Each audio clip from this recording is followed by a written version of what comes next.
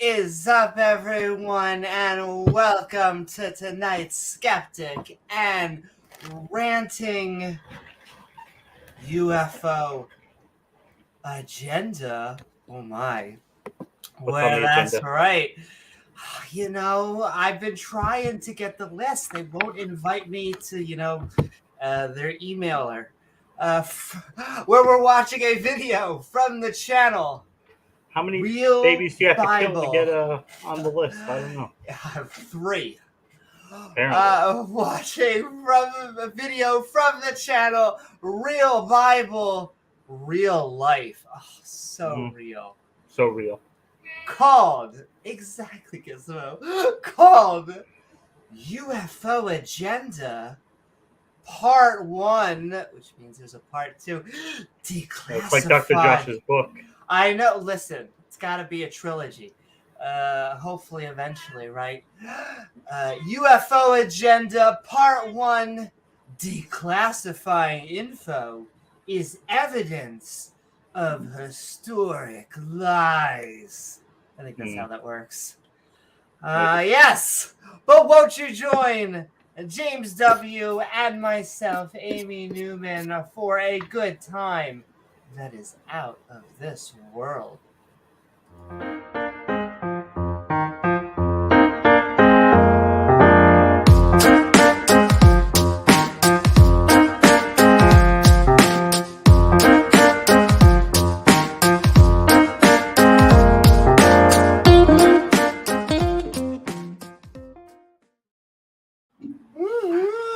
That is right. I want to thank you all for joining us out there on the intertubes,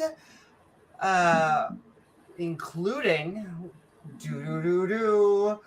what is up, Sephiron? What is up, Spooky? What is up, X Music? What is up, Woolly Ignorant and Beamsy? Hey guys. What is up, all of you out there on the interwebs? And please don't forget to like, follow, which holy moly, getting up to 60-something followers out there on Twitch. Woo-woo. And subscribe. Woo-woo. Because then you gain access to that all button icon, which when set will give you reminders to join our live streams like right now. Does it do that? Woo-hoo. Okay. That's what that does. Does it? Oh yeah. My God. How do I get those reminders? Oh my God, it's sending it to me. Or see our premieres, like our Talk Skeptic to Me's and our Ask Me Anythings. Now, we are a skeptic channel, admittedly, including the 2 schmucks that you see before you. However, after the opening statements, the opposition viewpoint, and the little bit of fun on top, we will be opening up the open mic so you can tell us about all of the wisdom, atheist or theist, liberal or conservative. Come as you are, just not on our Lord human and or Savior, alien? the pasta. That's right, human or alien. We don't care. Just if you are starting to shoot down ships and it tends to be from Mexico, you might want to... What are we talking about? Sending love also to all of our channel members who are linked in the description, and you can become one and get not only just some awesome emojis like woo-hoo, but you also get badges that naturally evolve as you continue to be a member. So sending so much love, as well as the most fantastic, fabulous, wonderful way to support us, becoming a Patreon at patreon.com/Amy Newman, which helps us make even more fun content, including awesome... I couldn't even see. Sending love to chat, but we just have such. Don't even acknowledge That's it. what it is. But sending such love to us from the Atheist Roundtable, the Atheist Network Group, sending love to hashtag Tangang, yo. Thanks, Because, us non-believers, well, we're kind of not only doing all this fun content, but we don't have to make takedown videos of ourselves because we don't schism. It's so funny. Even though we are cats, it's like herding cats sometimes in the non-believer community.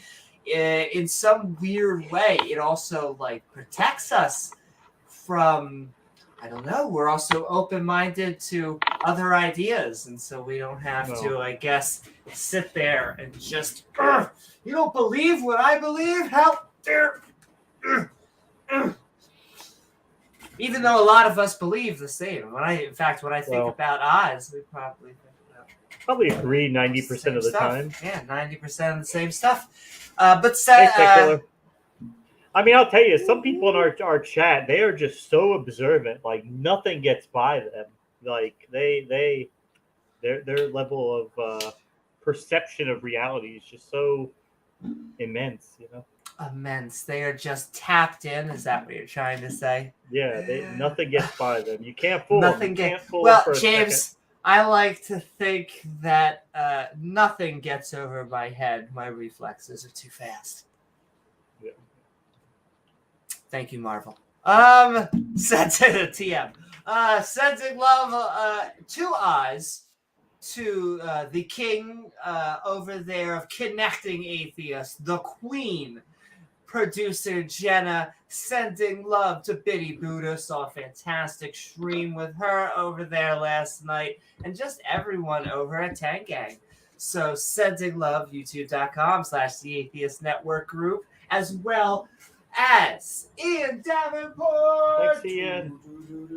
Speaking of kings, the king of our Facebook group, because we are sending so much love out there as we kind of look at creationist arguments and realize that they're full of. So,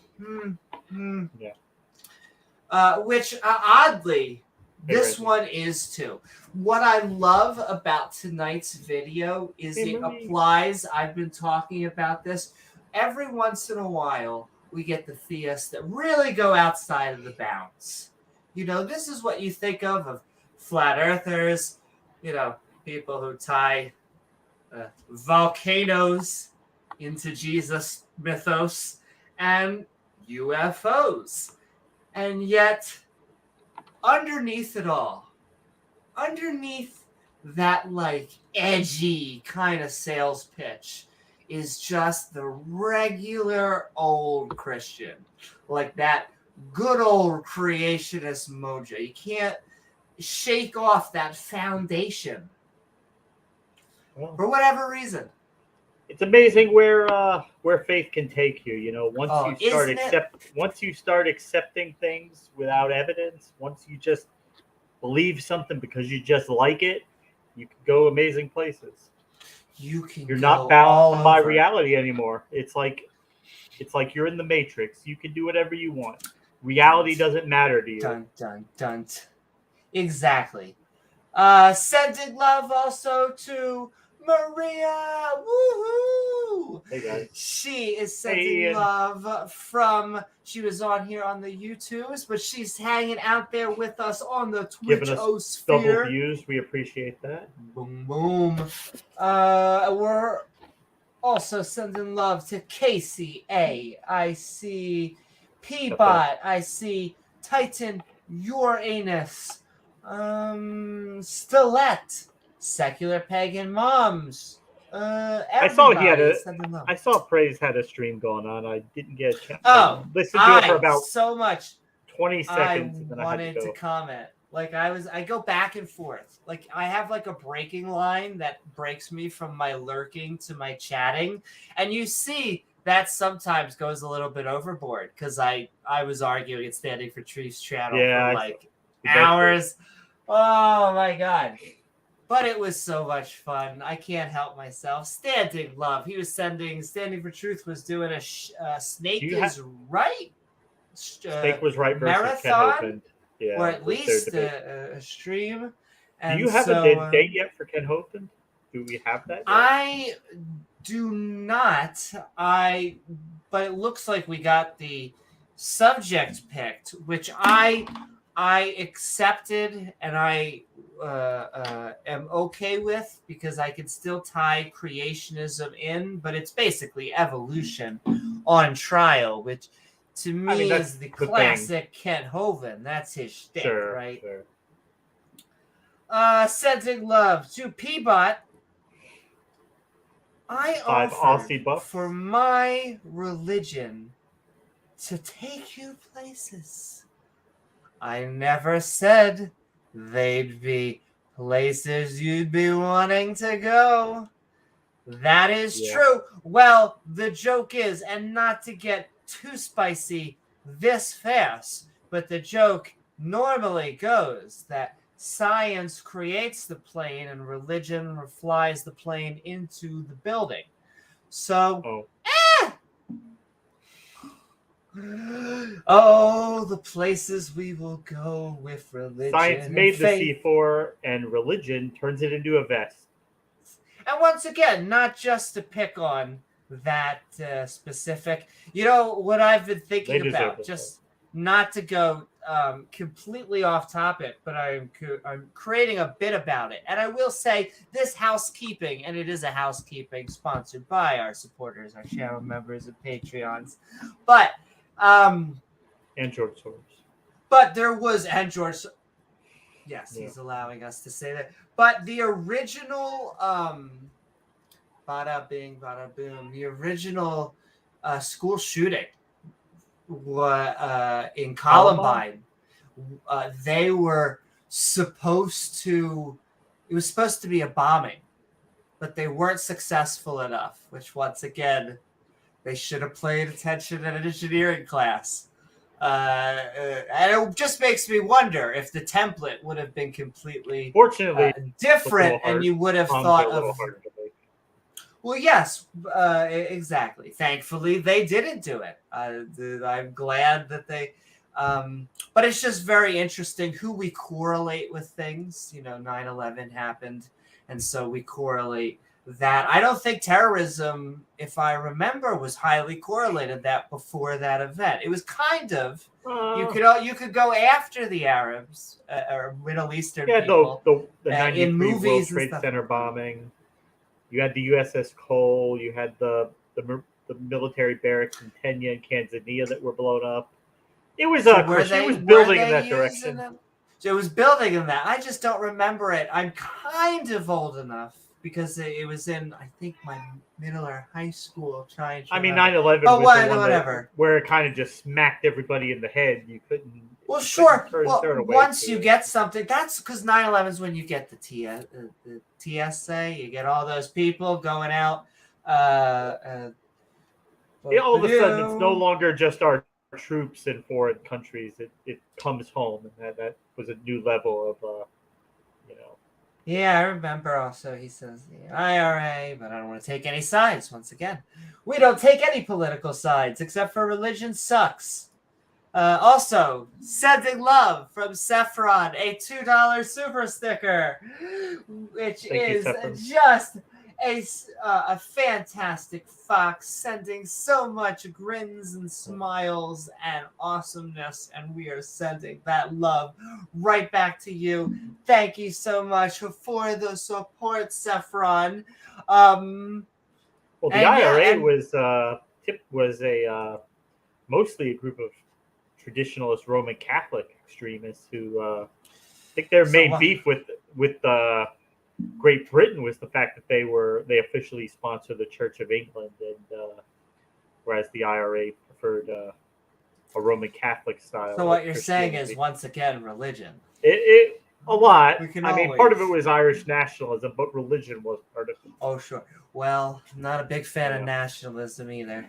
There you go. Once again, not to get political, because I consider myself patriotic in like an off-color type of way, and yet I'm not a big fan of nationalism.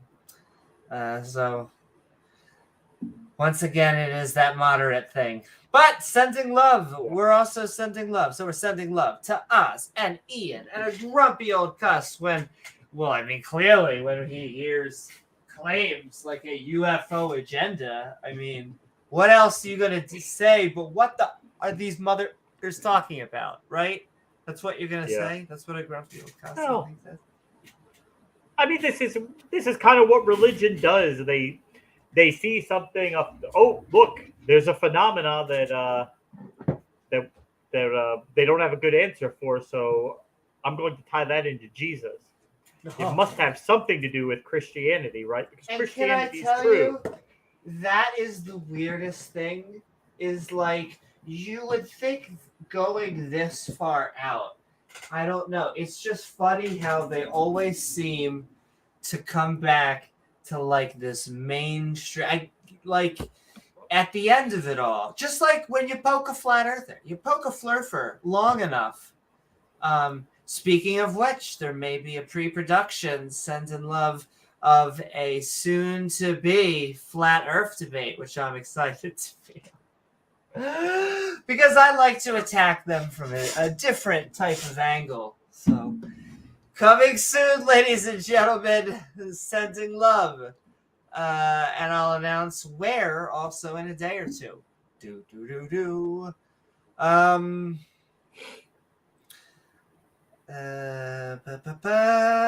But I'll give you a hint. It's on channels I've been before. That's Sending Love. But we're also getting on Standing for Truth. And also more Debate Me Bras already in the works. Sending so much love. I see. Did we say? I think we said love to X Music. I see. We're sending it again. Norfolk. Yeah.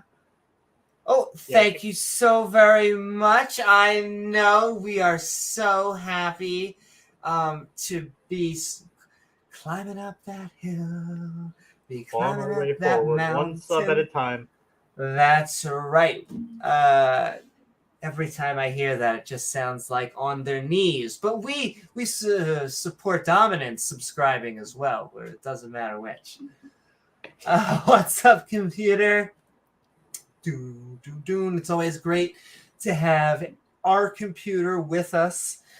It's always like when sometimes we get some people that are called God. It's always nice to have God with us sometimes. We believe, I guess, in a naturalistic version, if you're going to call yourself that, but we don't believe in a supernatural version.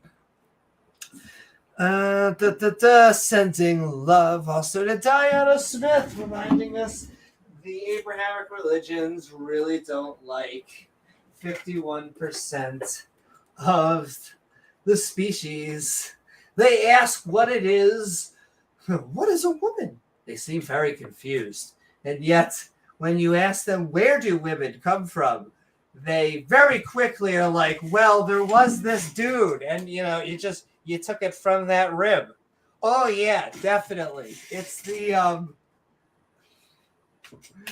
what the hell is that singer? Even though that was just a made-up rumor. Marilyn Manson theme of life. Yes, definitely. Well, they say that if you take that one bone out, it's the only bone in the body that will grow back. But, yeah. I mean, we could be lizards and have bones grow back, but we do not have our genetics to have that. It's repressed and only works in species like lizards. Sensing love. Peabot is like, wait, you attack flat earthers out of the sun? They'll never see it coming. It's true. Honestly, there are flat earthers all around the world. It's crazy. They come from UFOs. Do. Starting to make sense. Isn't it just weird? Does that come from something? Does 666 come from anything? Or does that feel like that's an invention? Is it a book of Revelations? There's something in there? Well, It's not like a Dante's Inferno thing where they're like, well, actually, in the 16th century. I mean, there's debate over whether it should be 666 or 616. Most of them go 666. People say that they've interpreted that 1,000 different ways. Some people, a lot of them say it's talking about the Emperor Nero because of his persecution of the early church. It's like you put the name in and you derive numbers from it. I think it's called gematria. You put your hand in, you put your Nero out, you put your. But it's the number of the Antichrist. Yeah. I thought that's our number. Really. Every once in a while, they name someone the new Antichrist. Normally a president they don't like. I mean, they were saying it was Trump. Then they said, no, it's Obama. And no, it's George W. Bush. No, it's Bill Clinton, Reagan. Yeah, they basically said every president at one point was one. Is the Antichrist. Everyone gets their Antichrist in the sun. They're 15 minutes of Antichrist. The president comes and the president goes. And nothing ever happens. Okay. Yeah, well, nothing ever happens. That's my theory on just humans. My hypothesis on just humans. Funny if you remember just doing what humans do. I mean, especially like towards the end of a presidential term, you'll see the conspiracy theories start to bubble. Like, ooh, they're going to stage something so they can stay in power. Like, they won't be able to inaugurate the next president. Had a nickel for every time I have seen the word false flag out of a conspiracy theorist's mouth, I would be drowning. I could melt them down and create, maybe trade it for enough iron to make an iron horse and defeat Yahweh. I mean, it's like no matter what happens, Alex Jones and his ilk are always going to say it's a false flag, it's the government, every single time. No matter what it is. You say always that. The government. Unless he's under testimony, which... I don't want to get political. That's Once again, I have love for him as Mimi guy, okay? As Mimi guy, I do have a little bit of love in my cold, deep heart for him. But there is also something so satisfying watching him just be like brutally pushed to edge by facts. Well, I mean, that's like the only time he's ever been forced to admit he was wrong and apologize. Every other time. Like when he was saying Obama was doing the swine flu and they were going to force vaccinate everybody back in 2010. He never had to apologize. That's how I got my 5G chip. I've never had better cell service. He never has to apologize. He just, what happened with that, Alex? Oh, well, I mean, the plan fell through, or we stopped it. Definitely. Soros said he allowed it. But also sending love to Pat Lowinger. Sending love to Pat, who has we're getting ready to have some new awesome fantastic talk skeptics to me, as well as he has a new channel that he is creating fantastic content. We are going to be taking skeptical looks at things. In fact, that's kind of what you have to do with a lot of these claims. You just come in there saying, I don't know, and then let the silliness just come out of their mouth. And oh boy, does the silliness come out of their mouth. But not Pat. Pat actually does what creationists are allergic to. Research. Sending love. Including Dale Pastel, reminding us that what we're looking for is empirical evidence. And what we're going to get tonight, well, it rhymes with Bible. Oh, Bible? A little bit of the Bible. A little bit of Bible. Left. A little Bible never killed anybody. Well, actually, that's not well, okay. But not a lot of, well... Okay, but nonetheless, they got a lot of the good book. And demons. Everybody likes demons, right? That's cool. Bob Larson does. He gets Exactly. paid a lot of money to like demons. Indeed, to sell the invisible product. Ah. Yeah. But also, so sending love. Thank you so much, Dale Pastel, at the girl deck level. Just like Bob Larson. Thanks, Dale. But also, speaking of girl deck level, Dave Gar. Hey, Dave Gar. To Dave Gar, who reminds us, speaking of flat Earth, it turns out that the Earth is actually thick. A little bit thick. Think about it. I don't know what to say to this because, flat earthers, listen. I understand that you think there is a massive, and they hate this word, conspiracy that is trying to push you down and trying to make the big bucks for round Earth. And all I have to say with that is, thank God no one has ever made money off religion. That's true. That we know for sure. We know that, right? I think so. Right. Sending love to Dave Gar and Scott Thank you so much, Dave Gar. reminding us that they don't really give a shiz about animals. They don't really give crap about them. Sorry if you're eating, because I hope you are eating and having a great time. What is an animal anyway?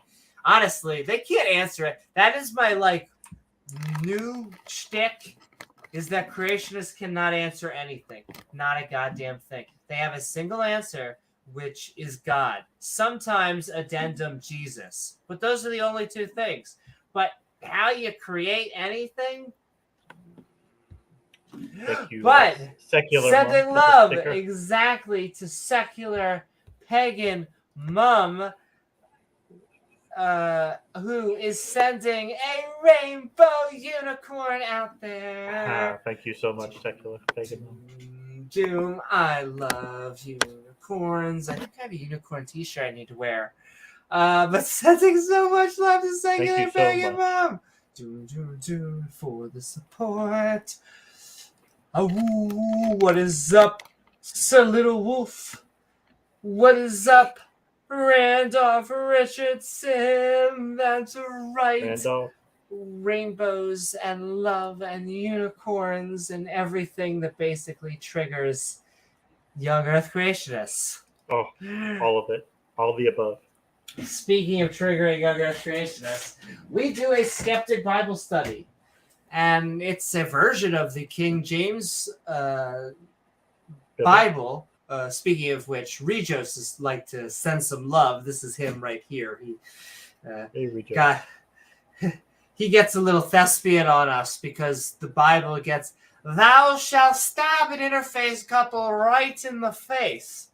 And we're like, wow, so deep. But the fundamentalist, the wisdom really is hard-hitting. It does. It really just hits you right in the face. But the fundamentalists, once again, get angry at us because, James, you just need to understand the context of the passages, okay? You're looking at the words and you're reading them, and then you're just thinking about what they say on the page. That's silly, okay? You need to understand the context. Exactly. Just because God punts a baby over a hill, you need to think of what does it really mean? His ways are above our ways. So above. Yeah. Just because it looks evil and stupid, we just don't understand things like God understands them. It's just so above us, that 5G chess.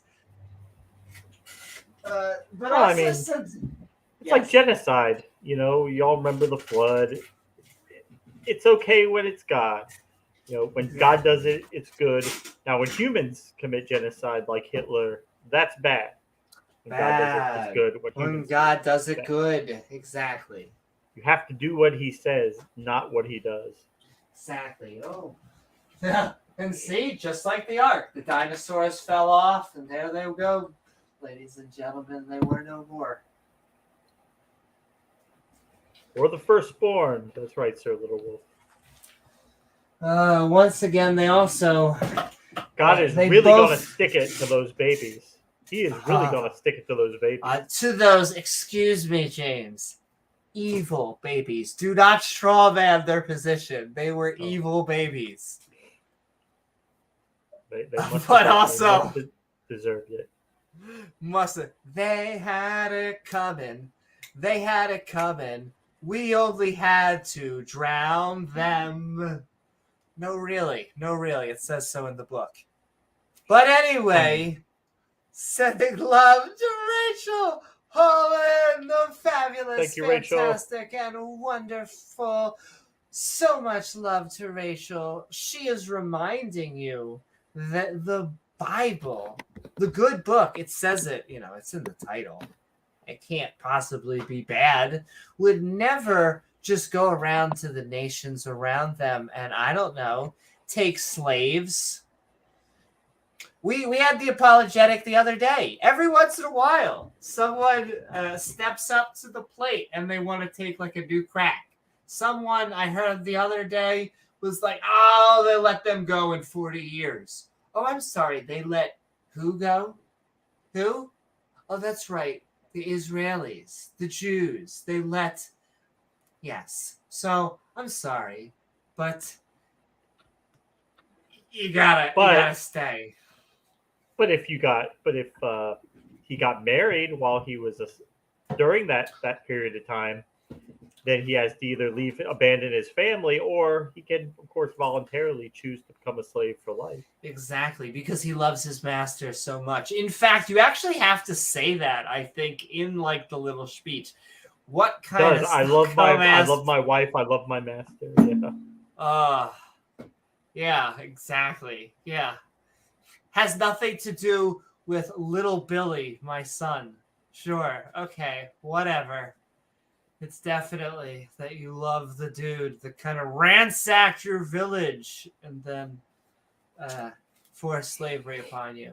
But anyway, sending love to Rachel Holland and sending love to Senator Cato. Senator Cato reminding us that the separation of church and state must always be protected, especially from these mother and three theocrats that are always trying to push their theocracy onto us. And so sending so much love to Senator Cato. And it's not going to be your religion. It's definitely not going to be your denomination. So maybe you should just support secularism. It's not Marxism or cultural Marxism or insert buzzword. It is what the founding fathers wanted for our country. It is what most of Western society has, I was going to say, is going to become, but has already come. They kind of look at the United States as like the black stepchild, is black sheep of the family, though not the really cool one. Somehow you're a Jesus freak, and I mean that literally. But sending love. Oh my goddess. Because once again, we're the cuddly version of politically incorrect. Cuddly? I stand by it. Exactly. Cuddly. I mean, I feel like we would break bread with almost anyone. I would. I'll even try some halal meat, a kosher dog. Just don't force your religion onto us. That's the meat really is fine. I mean, I've had. I like carbohydrates in meat. I really don't. Exactly. And I mean, I actually am partial to kosher hot dogs, and I am fairly sure there is an Arab halal chicken place on basically every suburban, like right next to the nail place, and so it's like, whatever. Don't care. Just let me put ketchup on it. Long as I can make it into chicken nuggets, I don't really care. At least with the halal, it's you could have like a Philly cheesesteak with the cheese. With kosher, no, you couldn't even put the cheese on. Oh, exactly. That's just well, ridiculous. That's another level of dumb. And I will say, just have the asterisk that we're already being hypocrites because I believe that we have cognitive dissonance with eating meat. I believe we should. So here's my last feminist gender studies animal rights is that I think we actually should be vegans. I think morally, I actually think that is the more defensible position, and yet food is just such an emotional thing. I'm already such a picky eater that, oh my God, get me first to eat a salad, and then we will talk about me just eating salads. Let's talk about one step at a time. We evolved we're omnivores. We evolved that way. I mean, exactly. Well, see, here's the thing. We're still animals. We evolved to be, and what's the more morally defensible position? I don't think a tiger can understand what they're doing. And I don't think like a tiger goes out there and just hunts for fun. Unlike dolphins, I'm looking at you. Those tigers are obligate carnivores. They don't have the option to eat. Sure. But I also don't think that there can be a moral dimension. Like they are like a tiger is just sitting out there and is like, fuck. Oh my God, it hurts. Oh God. Okay, you know what? I'm gonna get up and we're just gonna get something, and then the pain's gonna stop. I killed the thing. It screamed. That sucked. I don't like it when the antelope goes ah. So I went for the neck. That shut that thing up real fast, and yeah. So now the pain stops. I mean, yeah, can you blame it? It's not like it can go to a Whole Foods. Yeah.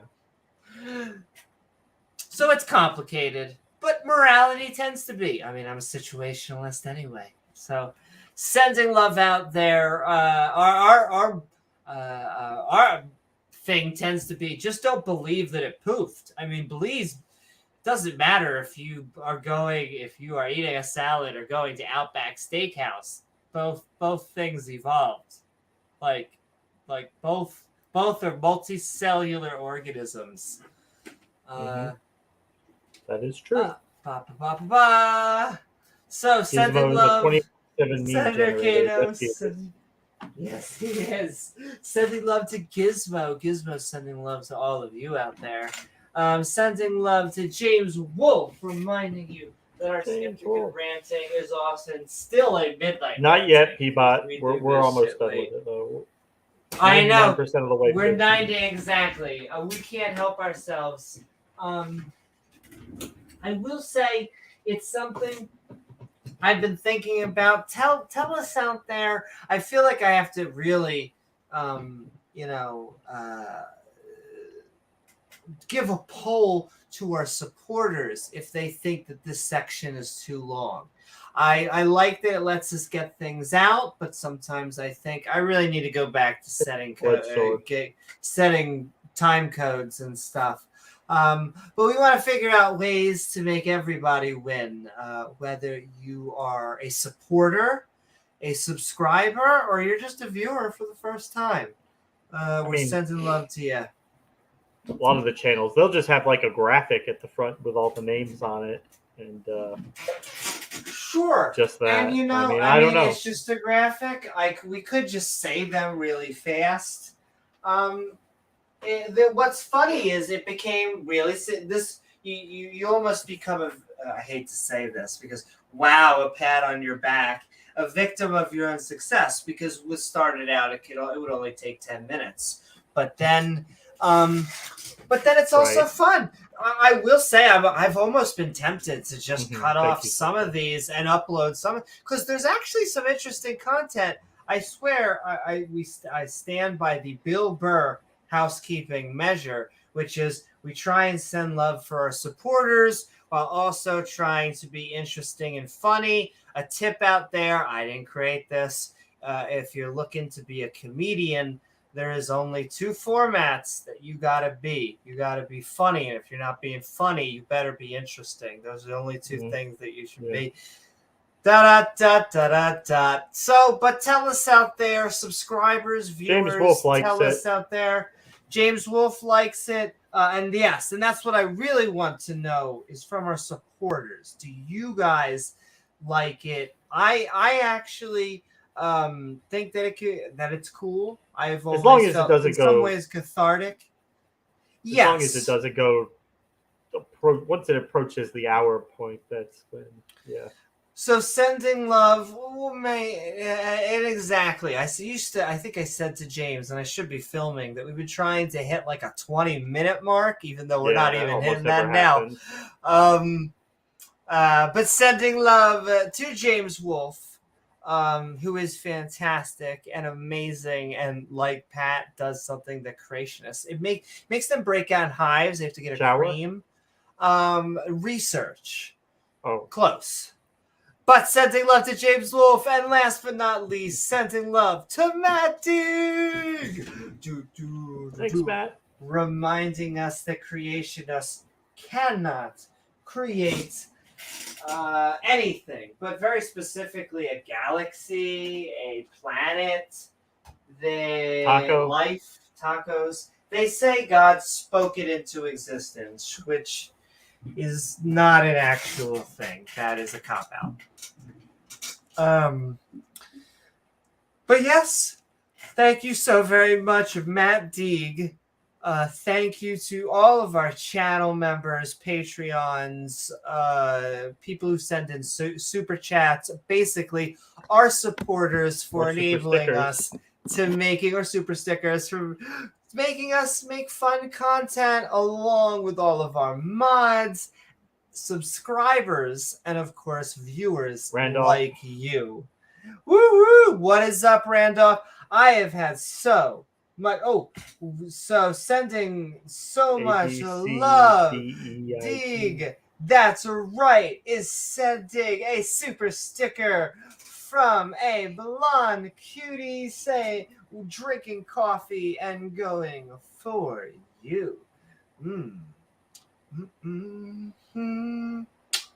Well, we are sending the love right back to you, ABC. Thank you so much, and ABC. All of the just supporters out there. Really, this is what makes all of this so much fun. Because of that, we have a new show incoming. I've already gone through another round, or we're about to do another round, because I did a first round of testing on a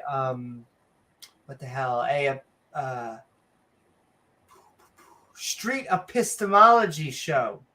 In the works, ladies and gentlemen. Already done through round 1. All of the other equipment has come in for round 2, and it's about to hit it. Yeah, Jake. Wait, it is right. James W. and James Wolfe are different people. We're different people. But they have the same superhero costume. So that is the one thing. Or at least it's matching, you could say. But sending so much love. That's right.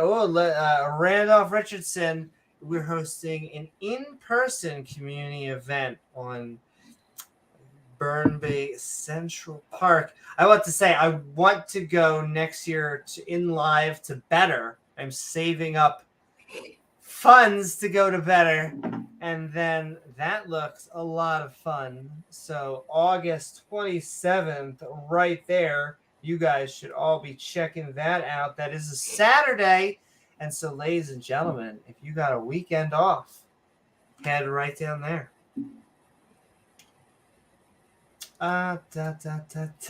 Sending love, Randolph, who I keep on having fantastic streams on. I cannot recommend them enough. They are so much fun, convincing skeptics non-believers, and a deist, that a God is real. I think we're going to upload some of them as premieres because I have not figured out how to make them live streams yet on here. But they've been so much fun. I've been just chilling and answering and listening to the other skeptics as well, learning.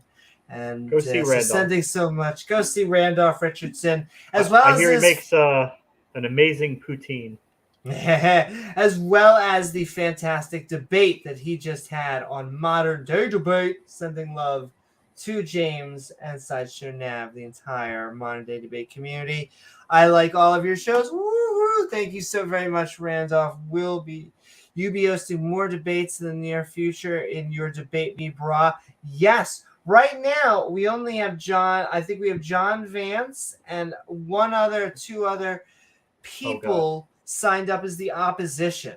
So we're looking for more opposition viewpoints, but absolutely we are looking to do more debates ourselves. What is up, David Devine? Thank you so very much, Randolph. One of the things I wanted to know was, would we, with a fox? Could we, in a box? And exactly. And so fantastic. We'll be uploading them, and they're just fantastic streams. So, I think I'm about to just take a sip in a second of just sugar water. Anything else before we go? I don't think so. Into in that case, I am going to get ready, set. 25 hours. He's gonna whip it out. Salty sugar water. Do you mix 5 hour energy in with that? I do, because it used to be that I would just take it like I have also one that's not that. So but I basically make my own energy drinks, because I used to just take them as shots, and it would just be like it was just too much. It was. It's too much caffeine.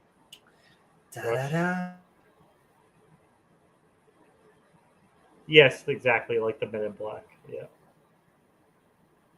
Which, oh my goddess, you triggered something. I will say this right before this. And let me take a sip, and then I will say it. So, income.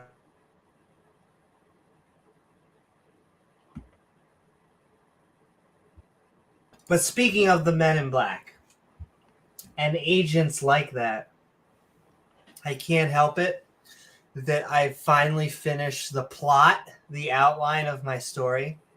Okay. Like, I have to edit it, and I finally created the G-Man character of my story, because there's always been this evil agency, ARC, the Agency of Reconnaissance of Knowledge, and so it is Winston S. Freeman, which is a fantastic combination of just the main character from George Orwell, as well as Smith. His name is Winston Smith, and then Agent Smith, so you got the S, and then Freeman from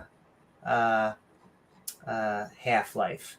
So sending love out there.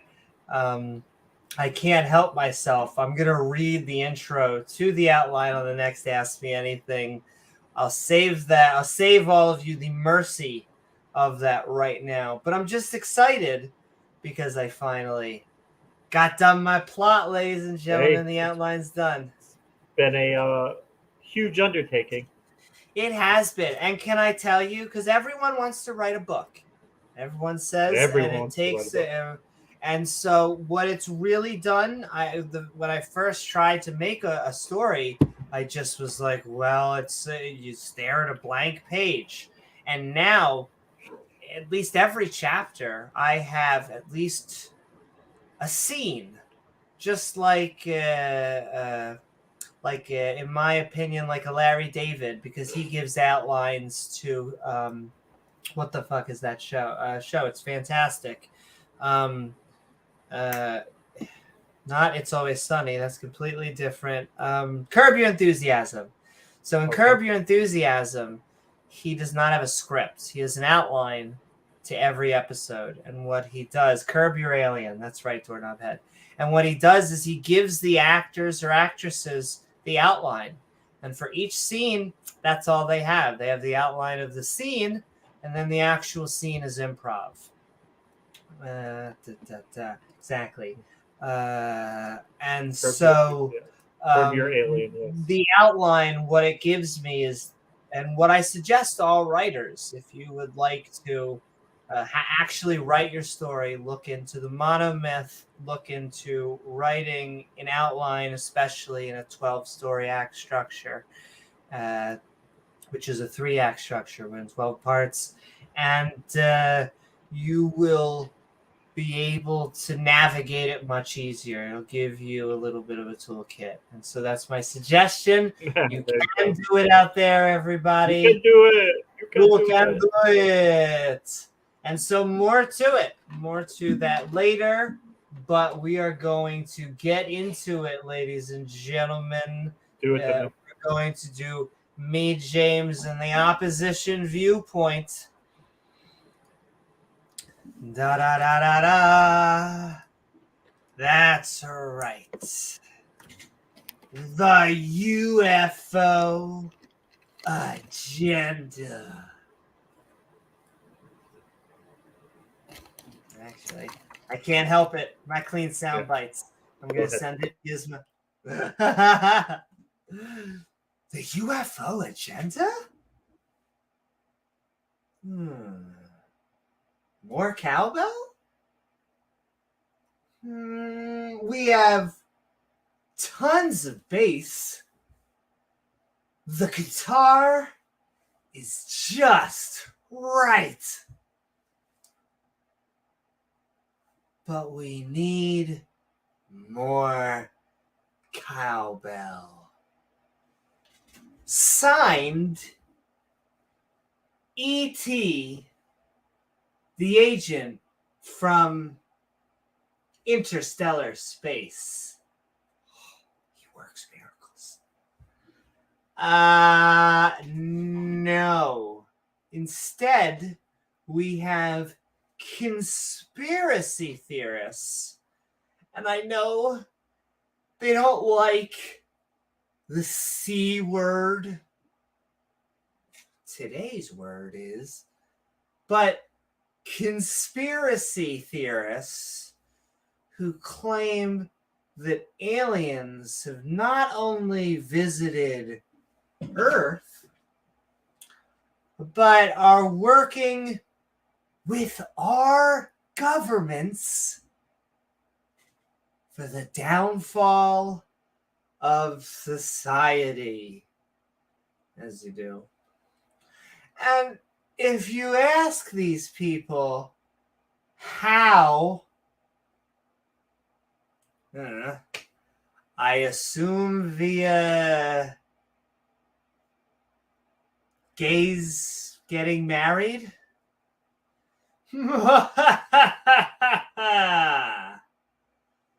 The best way to take down civilizations. Todd and Steve having matching dinette sets. No. Anyway, the reason these people tend to be religious, quoting from the Bible and figuring out ways to input Satan into space. Wow. Yeah. As if aliens wasn't enough. We also need to throw demons into the mix. I think we've arrived at peak M. Night Shyamalan or Monty Python. Wait, No. Definitely Kevin Smith, Matt Damon, and Ben Affleck versus Alien and Predator.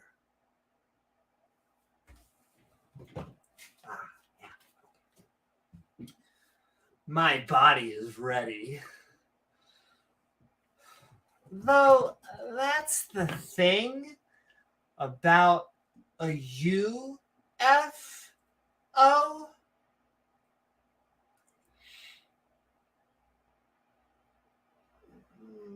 Everyone wants to talk about aliens, but it means unidentified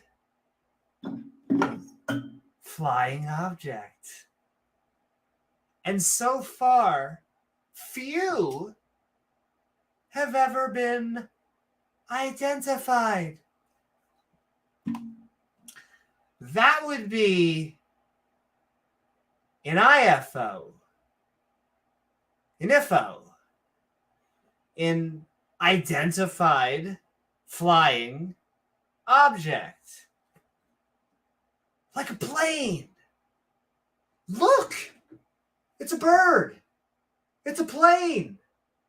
It's a flight attendant charging me $13.50 for a soda.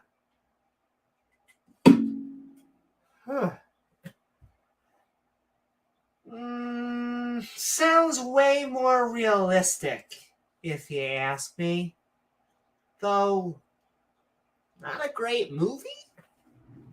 So when I hear UFO Agenda, the unidentified thing has an agenda, well, shit. Now I really do believe everyone is a lobbyist. Look, conspiracy thinking, like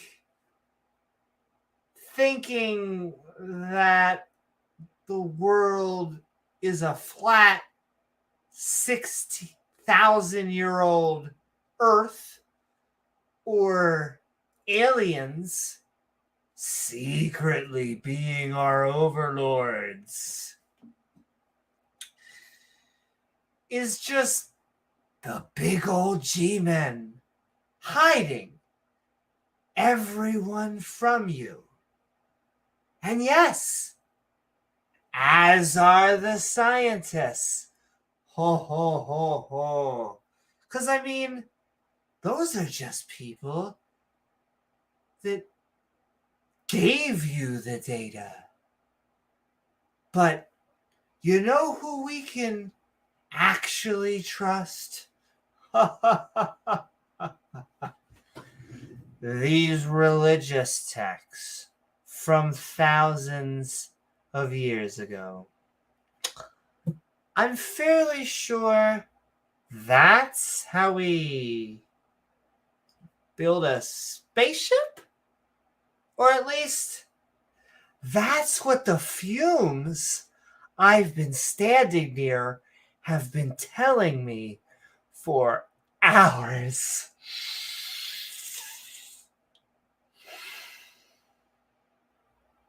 Thank you.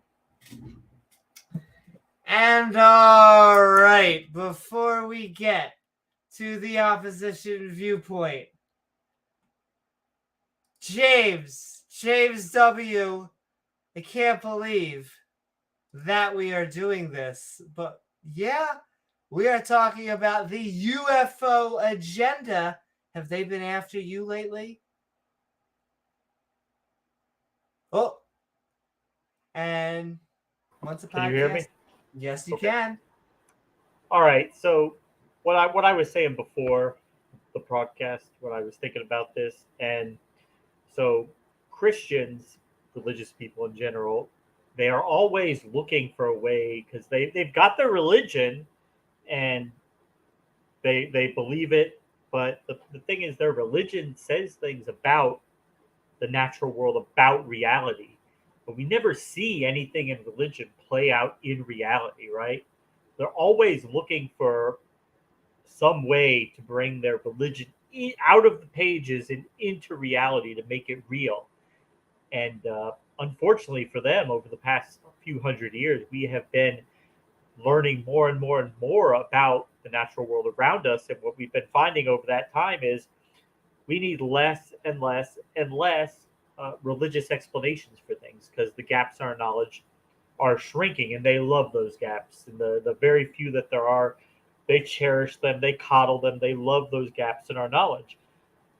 Like biogenesis, the Big Bang, things like that, things where we don't have good, complete models that explain things naturalistically yet, because we are working on those, and I'm confident one day we will have much more complete explanations than we do now. But be that as it may, as of yet, there's still enough room for them to try to hide their God in. And so when you come to like the UFO phenomenon, that's somewhere. So that's something where there's a gap in our knowledge. We don't yet fully understand what's going on with that. And so since we can't rule out, since you can't definitively say it's not God or has to do with their religion, therefore, that is one way for them to bring their religion, their religious beliefs into reality.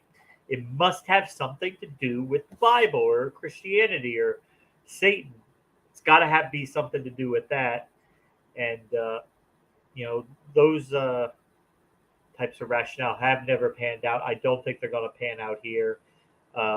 Whatever the explanation is, if they are alien craft, you can bet that they would be biological organisms from another planet or another part of the galaxy who evolved just like us in their own world. They would have nothing to do with aliens. Well, they would be aliens, but it would have nothing to do with demons or Satan or anything like that. And you don't have to wonder, like, if by chance, because it's far from confirmed, but if it was extraterrestrial intelligence, would they be reluctant to identify themselves based upon the fact that they know our religious traditions would label them as demons or bad things to be afraid of, whether they were or not? I don't know. Anyway, so you really watch these theists, they grasp for straws, and this is just another example of that. But yeah, let's see what they've got to say. Let's see how much sense they can make this. Let's see how much they can bring religion into our reality. Woohoo! Thank you so very much, James. And that reminds me of a picture. I'm going to bring it up, and then we're going to show the opposition viewpoint.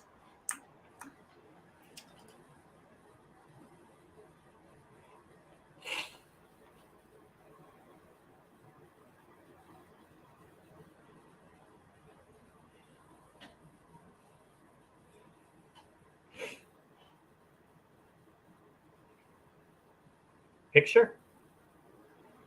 Yes. So this is, and I'll explain it to the people.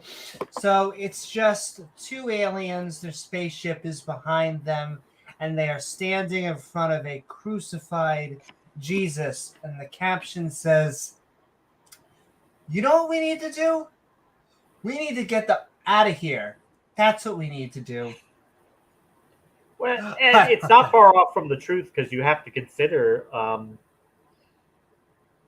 And I get into arguments about this. Well, part of like a comment war on Praise's channel, I get in. Sometimes he posts really silly memes, and I get locked into responding to them. And judging just from talking to people in there, you get the idea that they don't even care if it's true or not. They just want an excuse to believe. Sure. If there is a 1 out of a trillion chance it's true, they're going to latch onto that trillionth of a chance, because the implications of it not being true would be so devastating to them that they would just completely fall apart, as there's also a people. particular point in this video, and I will call it out, but that is like just phenomenal ignorance. And it was one of those moments where it was like, I don't often get personally offended, but it's like, of all the things of incredulity, it's just like you didn't do 5 minutes of research, so you went aliens. And so, I mean, I won't say any more. Let's get to it. Well, it's just, and that, but the thing is that really would, if, let's just say, because it's just speculation, because we don't know, of course, but if they were connected to extraterrestrial intelligence, if they made themselves like blatantly known, which the only way any people would accept is if they landed on the White House lawn in full view, because nothing else would satisfy people who don't. I mean, our believe in it. scientists would eventually be convinced that Right. we would get alien genomes. We could compare. We could sequence it. Possibly. I actually have no idea. I should put all these asterisks. But we could at least, I assume, collect some sort of empirical data. Landing on the White House lawn on prime time, that's about the only thing that would convince people. But if that were to happen, then instantly people's religious faith would just crumble. It's the same with Jesus. It's this stuff never happens. And so I'm open-minded. I'm starting to understand, I think, why UFOs have not visited us. And I'll keep on I'll put one or two asterisks, then we'll go ahead. But I keep on saying there's a reason why I think we haven't answered the Fermi paradox, or why the Fermi paradox, why another species. And once again, I just would like to point out that we ourselves do not solve the Fermi paradox. Like, we would not, as a species, are not helping other species. It has to actually be a species more technically sophisticated to us. So it has to be survive all of this. Plus, it has to be, I don't want to call it enlightened, but they're enlightened enough to pay taxes for a space program. So that's what yours sounds like what they call the rare earth hypothesis, that this is just the first time that a species has ever gotten this far, or maybe a little bit further than my thing. But just imagine that there are 20 different in our galaxy. There's 20 different alien civilizations, and they're all at our level right now. Well, then none of them solve the Fermi paradox, because none of them want to pay taxes to make a space program, to leave low Earth orbit, to go to other places. That's what I mean. Is it gets complicated at a certain level. It gets more and more complicated, and you need more. It's like it gets a higher bar to even hit. Isn't it funny that the economics thing comes into play? Like they could, but their economic systems never allow. I get people all the time that just say why, and I'll say, for us being skeptics, I mean, I want to invest the most amount of money, and by the most, I mean like 1% of the GDP. If we gave 1% of our GDP to space exploration, and didn't even have to be life, but just actually pushing out further, oh my God, we would be a completely different species. But P-Bot says, wait, what is your metric for that? We could have been robot visiting Alpha Centauri by now if we built vessels in the 1950s. I mean, that is true that we have also, we kind of stopped. That also pisses me off. That once again, it's not, it seems to get complicated. It becomes political. It becomes, how much do you want? The space race, we had an emotional reason with the space race. We wanted to get there first. And there was a political on, I guess, both sides could make the case. You could try and be, I guess, a conservative and go, it's patriotic. We want to beat the Ruskies. But we don't have that anymore. And so, I don't know. Think about it. it is about when the Soviet Union crumbled that we kind of took a step back from all that. We didn't have to really worry about them putting like nukes up in the satellites and some of the things we were worried about before. That's not. There are, I would say, emotional and political reasons for why that happened. You know, you have to make the case. You know, Neil deGrasse Tyson is going out there trying to make the case for people, but not many else. But okay, let's enough of rational talk and actually looking for natural aliens, because I don't think, you know, we've been visited by them. Those are some of the reasons why. But with that, we are going to start the opposing viewpoint, or rather, today's topic, UFO Agenda, dun dun dun, where we'll be watching a video from the channel Real Bible, Real Life, Real Ingredients. So this is real. Totally real. Called UFO Agenda Part 1, and I called it. I could have picked either one, but I think we went by this. Declassifying info is evidence of historic lies, because that's just a weird claim, because that's that's not actually of historic lies. Declassifying is evidence of the. I can't even not rant in the intro, because that's just so silly. Once again, I'm not a bootlicker. I like our police just because they're the public sector and like they're human beings and shit. I've learned that as my brother's been a cop. It's just very weird that these people also shit on the people that they claim to be patriotic for. So just putting that out there too. I can't keep putting out asterisks. But yes, UFO Agenda Part 1, Declassifying Info is evidence of historic lies, with our commentary lovingly on top. Though during the show, feel free to tag James W. or myself at AB Newman in chat with your thoughts, comments, and one-liners. And when we are done, we will try to open it up for an open mic. So you can... Actually, this isn't too long of a video, though we'll probably be breaking this shit down. Oh, man. But we'll get to an open mic. We'll have some fun. Tag us with all of the wisdom so that we can see it. And let's get into it, James. And once again, actually, it is a part 1, because normally they do like a part 1 and then they just drop off. But this lady, it is a lady, created a part 2. So I mean, it's only a 20-minute video. Usually they would just do like a hour or 2 hour marathon. But exactly. But James, you can uncover the secrets of the UFO agenda in a bite size right before your job. While you're grabbing coffee, you can figure out the UFO agenda. It's on your way to work. Here we go. We are declassifying info in evidence of historic lies. Definitely. From Real Bible, Real Life, Real Ingredients, 100% organic. From Cassidy.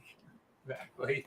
UFO Agenda. We're jumping in. Talk about a topic that has been very well documented throughout history. Very well. And those of us who have a testimony should be sharing our testimonies, and I believe are starting to do so more and more as time goes on. I was doing some research, more recent research, as I have a background with the topic of UFOs, aliens. So I'm going to give the quote I got from, I'm going to give the terrible, I'll find it in a second. Hybrids, all those things. I'll say the quote. No, research is me search. I learned that the other side. It kind of sounds like a DPD. It probably is, but the person was just saying that, like, when you're doing research, you're really trying to discover the ideas that you like. Though on top of that, science is the best process to do so. So I also want to put that asterisk on there. Makes sense. That God is beginning to reveal now to his people. I'm sorry. In case you missed that. Things that God is beginning to reveal now. Oh, yes. To his God is people. revealing so much. And those of us who have testimonies about this topic, and in my case, if you've heard my testimony, which has been posted for many years, that's how I got truly saved. That's when I began walking closely with the Lord. I like how she ties this so closely too.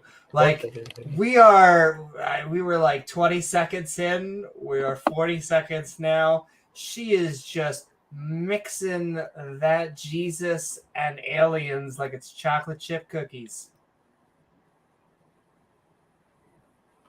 Exactly. But she works hard for her money. For her money. Da, da, da, da. Other people started having these experiences much like I did. Now imagining a Jesus God stripper or a Jesus alien stripper. One of those. Maybe like all three. Baxter's, yes. Jesus. For young children. And they have, through the years, started using that to wake up God's people, to prepare people for what's coming, this coming deception. They use caffeine to wake up. Unfolding before our very eyes. I think it's very important to realize right this before your very eyes, James. The aliens are right there. This topic, again, has been very well documented. There are countless books and testimonies and things that historically Once again, I just have to point out, as someone writing one, anyone can write a book. Yeah, or countless books about exactly gardening, homeopathy. Yeah, that is you can write a book about anything. Not a peer review journal, so it's write fantastic. Books about canned peaches. I love that you are reading. Read anything, but that does read while you're basket weaving. Exactly, that does not make it true. Called beast system, this Babylonian system we're under, have categorized as crazy conspiracy theories. Conspiracy theory that's actually lost its meaning at this point. It's been really has it. Because it seems to really get under their skin a little bit. And I have, there really is 3 C words out there. One is when you have your buddy in Australia. One is the cult, because religious people do not like pointing out that most of their religion, it really, at its foundation, has a cult-like structure, and then a conspiracy theory. They don't like the C word, James, but yes, exactly. Cucumber. Damn you, cucumbers. Cucumber killed my father. So misused. And I really cringe to even hear pastors accuse the brethren if they've seen these things. There's a whole myriad. Also, I love that because you can tell that she has absolutely told these hypotheses to her pastors, and even her pastors were like, no. Yeah. So, like, I get, like, it was like a guy that came back from the dead in like 72 hours of decomposition, and then he like flew up into the magical place. But like, come on, aliens. It's okay. Had an opinion, but as God always does, as the Most High God always does, he raises up people to be able to share their testimony. He also raises them up sometimes in the morning. It happens when, you are especially like a 20 to 30 something. You just get that tent. And stay in truth on topics like these. So to me, opinion doesn't really matter when someone comes along from the New Age and they are not a believer in Jesus Christ. So what I love about her is I have no idea if she like is criticizing or part of New Age. Like she both takes pot shots and then is like these New Age free thinkings about ufology. By the way, you can't just. Well, you can study unidentified flying objects. It's just, once again, you are incorporating aliens. Haven't had their eyes opened to the truth of what's behind all these aliens and UFOs, whether they're holographs in the sky, whether they actually. Like every time, we always get like either quote unquote leaks, or you get official unclassified documents that always the most we have ever got was like something was totally spooky and we don't understand it, which is also quantum mechanics. So like, just because we don't understand something, just because something is unidentified, does not mean we should identify it.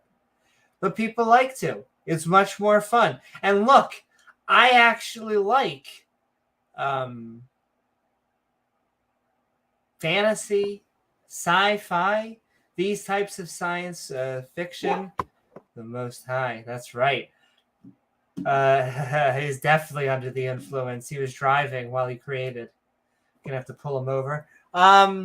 But also, and keep on. So, and I see lots of fabulous one-liners in chat. I'm gonna keep on saying it though. But if you want to see them on screen, which you don't have to, but if you want to, keep on tagging at James W. and at Amy Newman.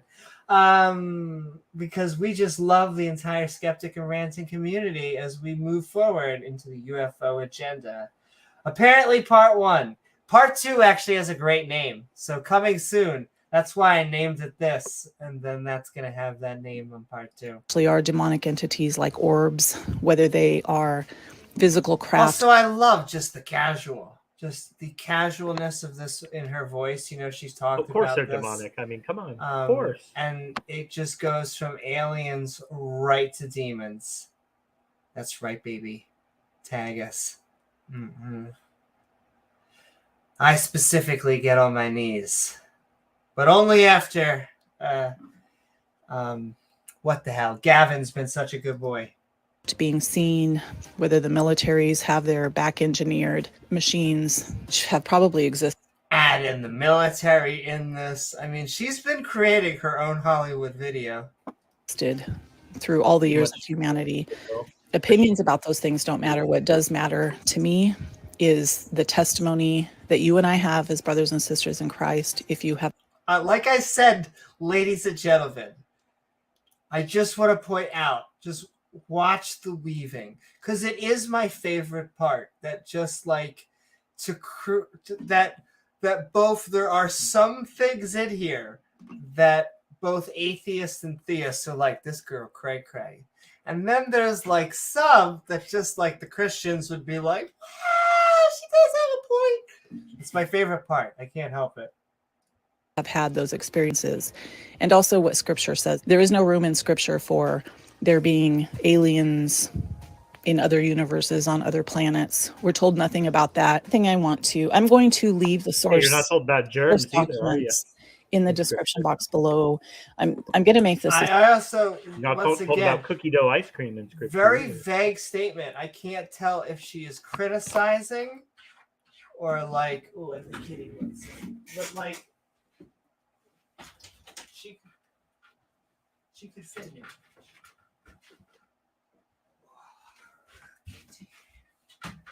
Oh my goodness. Our podcast sponsored by Keats. Hi, Moonlight. Oh my gosh. And all right, let's jump back into the fun, because on screen it says biblically there is God and there is the satanic realm. So like, this is just classic. This is the classic Christian. The vanilla and chocolate. The series. Going to do many parts to this because I do have such a strong testimony with regard to historically being involved in Ladies the pursuit. And gentlemen, let's give. I think it's going to get crazier, right? Well, not only is it going to get crazier, but she said she's going to do many parts. There is a part 2. Who knows if it'll be a trilogy? Of UFOs, ufology, the pursuit of aliens, and when I chase something, when I am learning about something, I really go all in with that. And in this case, I did that before I was walking closely with the Lord Jesus Christ, and I realized what these entities were back when I was really honestly trying to pursue truth. So my mind was wide open to possibilities when I was studying these things, reading countless books. So wide pulling up information, going to all kinds of ufology, not only just conferences where people speak, but spending I love this weeks. just for a second, just to appreciate this graphic, because they're basically in a desert road that you would find like an hour or two outside of Vegas.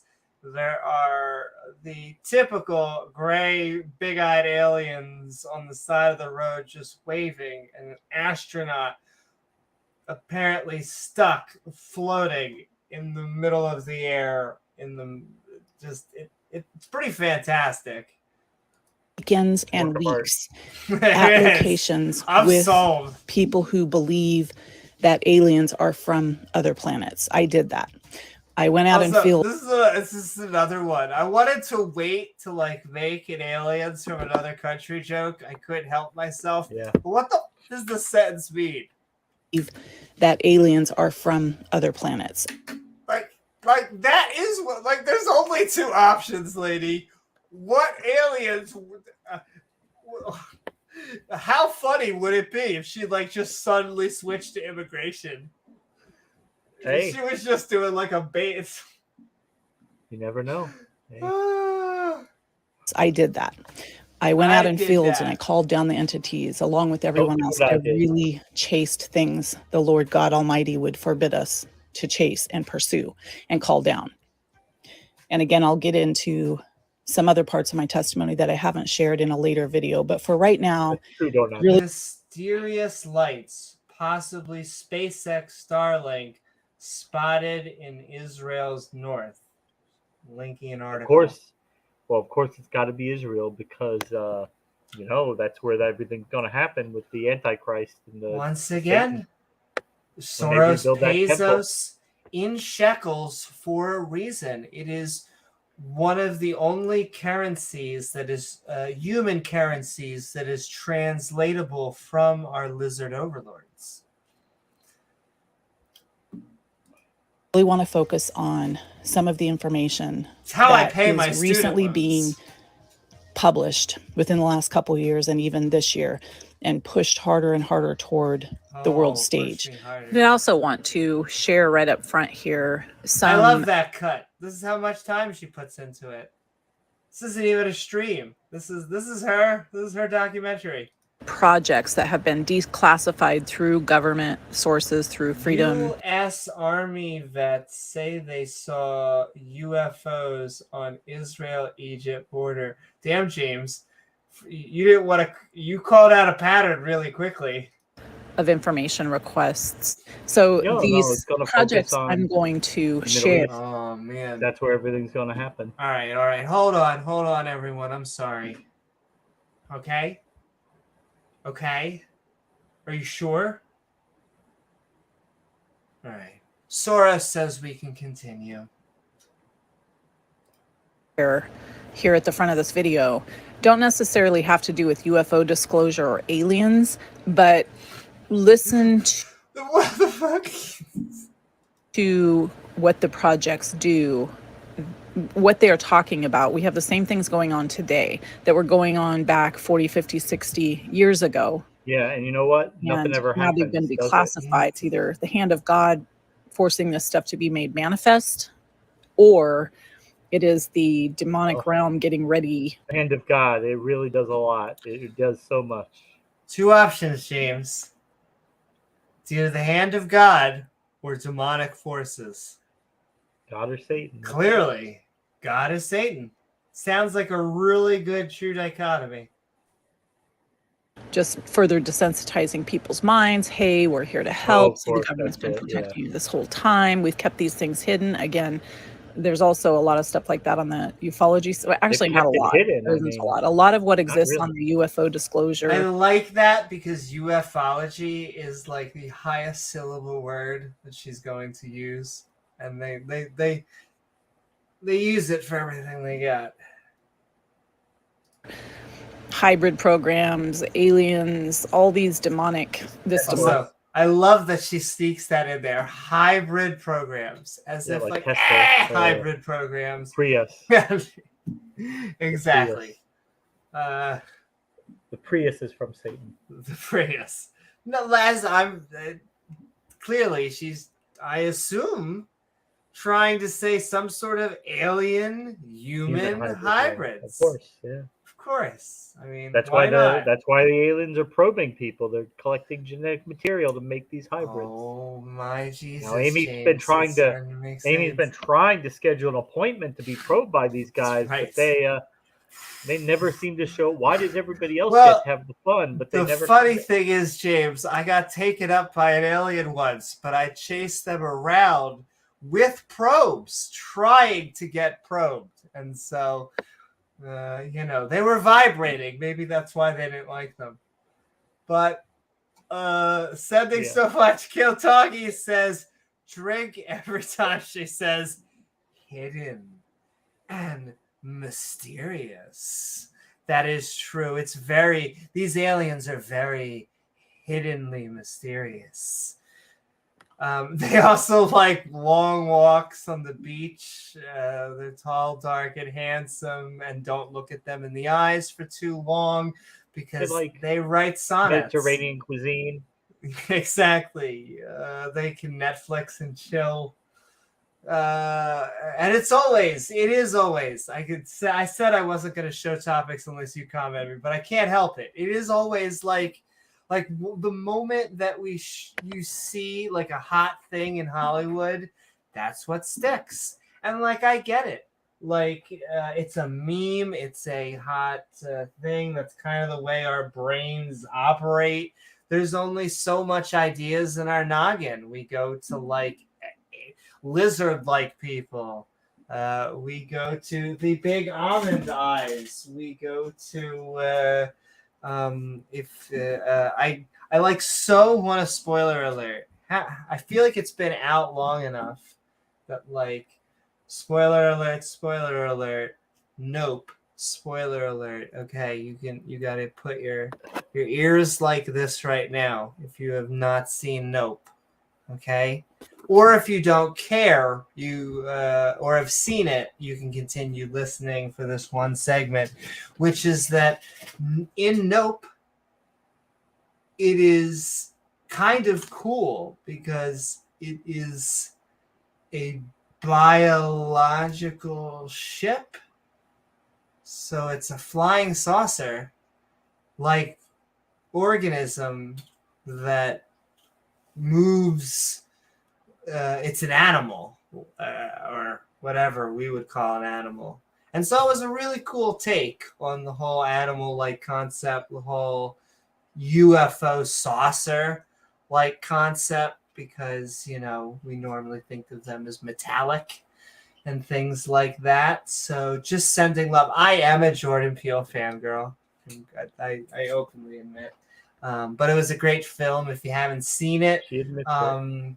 And so, and spoiler alert, you can continue to listen or whatever. Once again, though, Hollywood is the only one that seems to actually do. I understand why it catches on, but it's just funny that these people, no originality. It's the big gray aliens, the demons from Dante's Inferno. Sodomy Jesus. I mean, yeah, the Jesus that's 6 foot tall and ripped. Cool. Agenda that is recognized by the world as UFOs and aliens. All that stuff, it's kind of when they say there's going to be a big disclosure. What the fuck is she? I like how she's like, it's totally real because look, this is a human. Yeah. Freedom of Information response to disclose documents to the public. So far, we've seen a whole lot of nothing burgers. Then what are we talking about, lady? Like, I love this, that we're already in this far. We're in this derp. And she's like, yeah, but... And yes, why? It's so funny. She's like, why zoom in on it? I swear, because in her mind, she's like, look how totally real this document is. This was written by a human. It has a date. It totally happened. Yeah, but the article doesn't prove aliens, so that's cool. This is like when they bring out a a scientist. A creationist brings out a scientist, and they're like, look at the scientist. He has a degree, and it's from an actually accredited one. They're like, yeah, that's what scientists are. Like, the fact that you're bringing attention to it makes it a little bit sus. No, it's he has a degree, but it's not on the back of an Applebee's kids menu. So we didn't send away for it from Captain Crunch. Exactly. We didn't get it from a Momo mill. But yes, we're jumping back into the fun as we look for the UFO agenda. UFO. And those of you who followed this through the last however many decades know that the best information has been pulling court documents or watching court testimony where military personnel have gone in and testified under oath that they have worked alongside these reptilian creatures or these demonic, what we would testify under oath to all kind of crazy shit. James, we just heard that was the first claim of reptiles. I'm getting excited. She tried to show her power level for a second. As those cool politically, actually, they're the actually uncool politically incorrect because we're the cool politically incorrect. But yeah, so she's showing it's all about the reptiles, which once again, it's kind of close to home, Newman, huh? I know. I had no idea. Really kicking you in the balls, Newman? I took a DNA test. It came back a third reptile alien. And so I've just been really trying to seek out my heritage lately, trying to look at the galaxy from which my ancestors come. It's been great. Now you know why you have the urge to chase crickets, eat crickets. Yo, exactly. I had no idea why you would cut off my hand. It would grow back. I had no idea why I had like that extra flap on my eyes that would close that way. And like James said, why flies, which is so delicious. But also nutritious. To lick your eyes. Exactly. Look, a reptile's got to do what a reptile's got to do. Maybe it's Maybelline. And of course, I'm trying to remember. I can't even remember. Reptiles have, of course, 2 penises. Reptiles. Listen, I am not sure I knew that fact until now, but now I'm excited. So yeah, basically, you're telling me that I get a Kit Kat everywhere that I go. It's just twice the fun. Yeah, they call them hemipenes. Fantastic. Yeah. Tell me more. Tell me more. Anyway, UFO encounters. We want to know what's out there. Once again, continuing her title list of not a whole lot at all. Entities, even though they appear in the physical realm, or hybrids at the microphones of the world stage, or breeding programs where modern day these so-called aliens are breeding with women that are here on Earth, and it's been going on for decades and decades and decades. I'm sorry, what? Yeah. Though, once again, breeding I feel program. Like that's our second reptile claim that just ties in with the hybrids. About this in ufology, also, probably 10 years ago, maybe not quite that long. So it's hard to wrap your mind around some of this stuff, but again, the document, these few projects, I'm just going to read just a summary, like paragraph from each of them, is simply to show that the mainstream narrative that we read in the newspaper, or if you even read the newspaper anymore, watch the.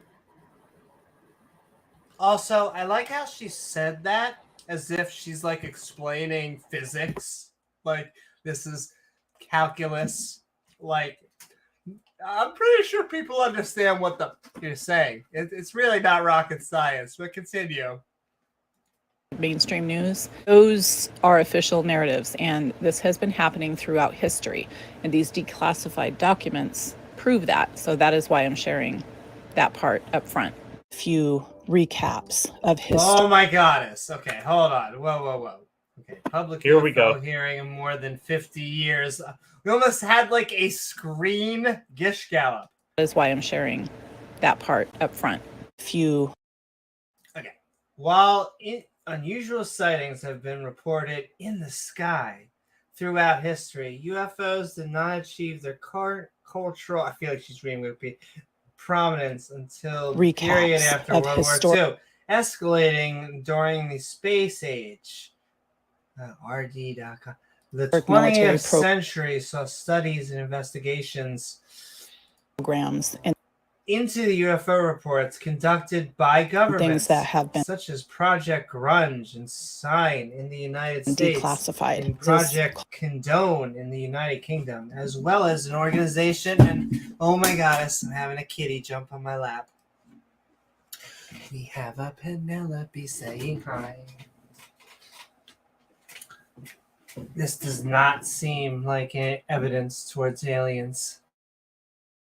Called Project Sunshine, stealing corpses. Project Sunshine. In the 1950s, in an effort to study the Sunshine nuclear weapons tests, the federal government established a worldwide network to secretly collect tissue samples from more than 900 human cadavers. The body snatching took place in secret, without notification or permission of the next of kin. In 1990. Once again, I would have to confirm this, and even if people of any government was doing experimentation on bodies, that does not mean aliens. That does not mean the supernatural. It sounds like it doesn't sound supernatural. It sounds like something they might have actually tried to do to measure the effects of the nuclear testing. It sounds plausible, at least. President Bill Clinton formed an advisory committee to investigate so that the government secrets didn't stay secret.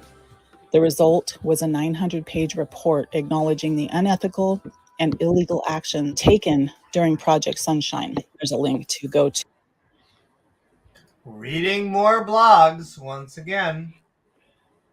To what at the time was called conspiracy theories, but actually, once again, turned out to be true. We are literally living through that right now. The next one listed in this article is called Operation Northwoods, Planned Fake Terrorist Attacks. This is, you guys, this is coming right up. These things are being published in mainstream documents. Where is he, Newman? Articles, readers. Do we have Alex Jones on the line? So, we have Alex Jones on the line. He has just scrubbed his browser history, and he's here to tell you they're turning the frogs gay. Oh, thank you, Alex. And let me guess, Alex, was it the government? Whatever happened, it was the government, right? It was a secret government conspiracy given to us by George Soros. It's so secret, but how do you know about it? Oh, well, I got this through my vitamin milk. I browned up this powder, and see, once I drink it in a shake, it has given me supernatural powers to understand the aliens. Does it make you not be gay? Does it turn down your homosexual interest? No, but it does make me constipated at night. Huh. I think I changed my accent like 3 different times. Alex Jones. Alex Jones.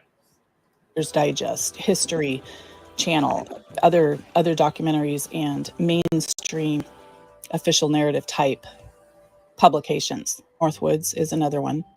Planned Fake Terrorist Attacks. In response to Fidel Castro's burgeoning dictatorship and the failure of the Bay of Pigs invasion in Cuba, the United States Joint Chiefs of Staff circulated a memo on March 13, 1962, with the subject line, quote, "Justification for U.S. military intervention in Cuba." So, just like we do with creationists. So, it's like their favorite word is a false flag. And of course, it is not true. But, in fact, almost always. So, there are actual false flags, just like there are actual conspiracies out there. nonetheless, the They're few and vast farther majority, between. yeah, it's like the 1 out of 10 dentists.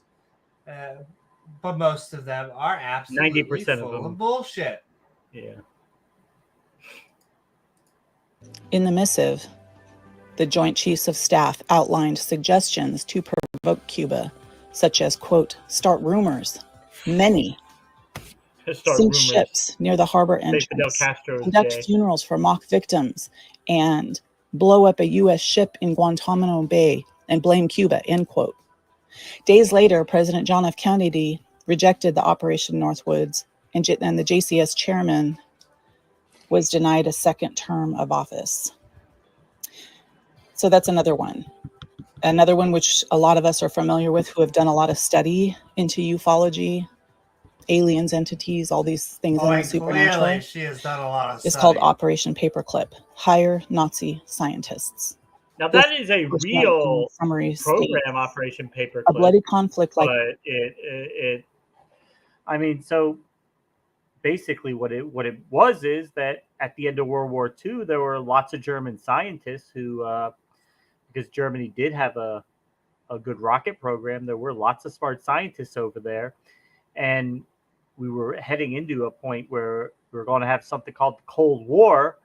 And so we basically thought it would be a better idea to bring those scientists over here and have them working for us than to let the Russians get a hold of them and have them making nuclear bombs for them and advancing their technology. Now, these guys were not concentration camp guards. They were not the people who were, actively committing the atrocities. I mean, they were basically just scientists. I mean, you could debate the ethics of it, whether it was a good idea, whether it was appropriate or not, but there was no malicious intent, I don't think. I don't know. And once again, no connection with aliens. So thanks, or Jesus. So nice non sequitur, though. But it does James. It has operation in the word. So like, dun, dun, dun. Dun, dun, dun. Werner von Braun, who led NASA, their rocket program for a long time, brilliant man.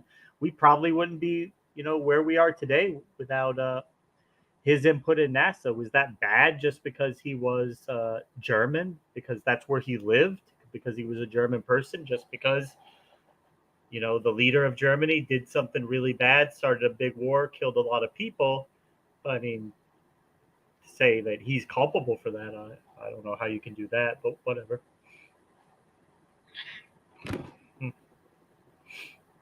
World War II is bound to result in some government secrets, but this one is especially cringeworthy. In August of 1945, with the smoke of World War II still clearing, President Harry Truman approved the hiring of more than 1,500 I just like German the way that she says Harry there. Scientists. Harry Penis. Harry Truman approved the hiring of more than 1,500 German scientists, technicians, and engineers. One of them was Werner von Braun, a chief rocket engineer of the Third Reich, and Walter Schreiber, the German army's wartime chief of medical science, who authorized dangerous experiments on humans. To assure security clearance in the United States, the Joint Intelligence Objectives Agency created false records for the scientists, many of whom were considered wartime criminals. Another one that we should be familiar with, those of us who have studied, and a lot of you who have even just brushed the surface of this criminals, topic, that's a very broad. And what the militaries have been involved with historically in the above top secret category, is called Operation Mockingbird, spying on reporters. Because this is what she's also doing. Because honestly, what's the alternative to that? Let the Soviets get them, and then they'd be making nuclear bombs for the Russians? Would that have been a better idea? The funny thing about what she's doing is she's basically doing a conspiracy theory, something real, a conspiracy theory. And so I find this with a lot of bullshit artists, because if you mix in something truthful along with, I don't want to, either lies, being wrong, wherever you want to put the intent, it makes it a lot harder to tell what is true and what is not true, especially if you haven't done any research. Right, and that's the thing. Morality is often complicated, and there's often two imperfect options that you have to choose from. I mean, you have some of those people there who probably did bad things. Sure, yeah, that's true. At the same time, what do you do with that? Do you let the Russians get them, and then maybe we go to war with them? Yeah, reality is complicated, though. It's often Indeed. The right thing to do is not black and white.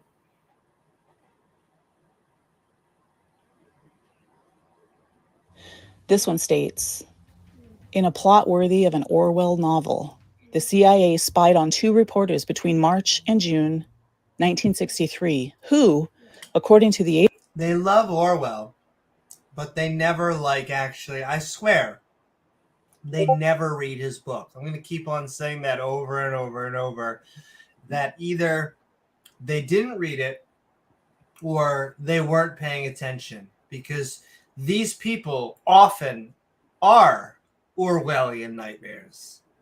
I think it's just become a trope. It's just become, a part of our culture to just label something as, or whether it's connected or not. It just sounds really nuancy. Sure. Well, I mean, it's become a label for something, anti dictatorship or anti-authoritarianism and things like that. But I swear, he has pretty good messages if you read his book, and that are still relevant even for today. So it kind of kills me on the inside that I swear they either cliff noted it or weren't paying attention. Well, doesn't your yoga teacher also kill you on the inside? Oh, he does something else on the inside. Disclosed sensitive national security information in national newspapers. The illegal activity, noted in documents declassified in 2007, included wiretaps on the reporter's home, and that's also another triggering word for these guys is classified, declassified. There are good reasons why documents, I hate, once again, it's not just that I don't want to be sounding like the bootlicker. I will continue to say I am chaotic good, but there are, as a IT person, I mean, from a practical standpoint, you have to understand why. So even on your own computer, okay, you want public and private information, and there's a reason. If you're on a network, there's a reason why you don't want anyone to just be able to tap into that and be able to either grab onto internet. I mean, if you have sometimes they could grab files if they're close enough or have access to your server. And so once again, just from an information standpoint, this should not be a triggering word. Okay? Right. It's okay. But here's the thing, there any error, because if something is classified, well, we don't know what the contents of it are, and that is therefore is a gap in our knowledge. So when you don't know what it is, you can speculate anything you want, right? It could be anything, right? Because we don't know. All of a sudden, then when you look at it, it turns out to be, okay, it's not really that big of a deal after all. Well, I mean, that doesn't really bode well for them. So, yeah, they kind of love it because it gives them license to speculate. And this is just, I guess, my opinion. I would love to hear an official thing, but it seems to be mostly for the protection of people. We can't show this name because they're going to get a bullet in their head from the enemy. And so And that's not always the case. I mean, I'm sure the government, once again, I'm highly suspect of a lot of our institutions. I think there's a good reason why we have public and private sector. I think that a lot of people do shady, stupid, corrupt shit in the government. Nonetheless, none of it's supernatural. None of it's paranormal. None of this is out of the world. No, it's actually very local. Just look around. What did I see? It was maybe, this is probably like 15 years ago, but the government was still saying they had like two documents from World War I still classified, and the reason was protecting sources. So they felt there was something in there that could identify somebody who would maybe be in danger. I don't know. Also, from World War I sounds a little crazy, but I don't know. Secular Pagan Mom says, I was in Praise's stream in the last 2 days, and I am through with his shit. He used my comment with Darth. That was the clip I put up when he got there. Want me to post it again? So what I will say is that, first of all, screw Darth. Screw presuppositional apologetics, but absolutely, Secular Pagan Mom. I was gonna post in that stream the other day just because I am a fan of anyone who will talk back, especially if you're a creationist. I didn't get to see it. So Praise basically did a takedown stream last night, if I do believe my memory serves me, on Darth and someone else, but I forget who the other guy is. I feel bad, other guy. Yeah, and Praise was basically saying this other guy, Darth and Smoke, were three peas in a pod. And so I was like, hell's yeah. I was going to say something in Praise's chat, like, good for you, Praise. Though it sounds like Secular Pagan Mom is also having shit from him. So I'm not sure. I will say that this channel is not a big fan of presuppositional apologetics or really young earth creationism, but we love all our brothers and sisters, and we want them to come on and tell us why we're wrong. Hell yeah. And we're moving back into it. We are talking the UFO agenda. Office telephones. The CIA noted that the project was particularly... Also, if you were playing UFO conspiracy theorist bingo, she just said CIA. You can cross that out. productive in identifying contacts of the newsmen, including senators, members of Congress, and other well-placed individuals.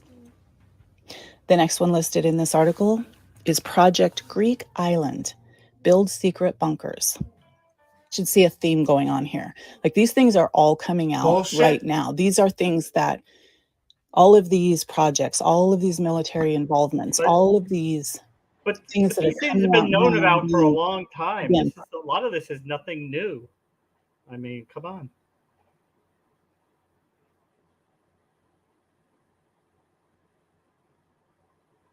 So we're kind of moving once again to a gray area of decommissioned 1992. Huh. It's a building. Here's a real thing.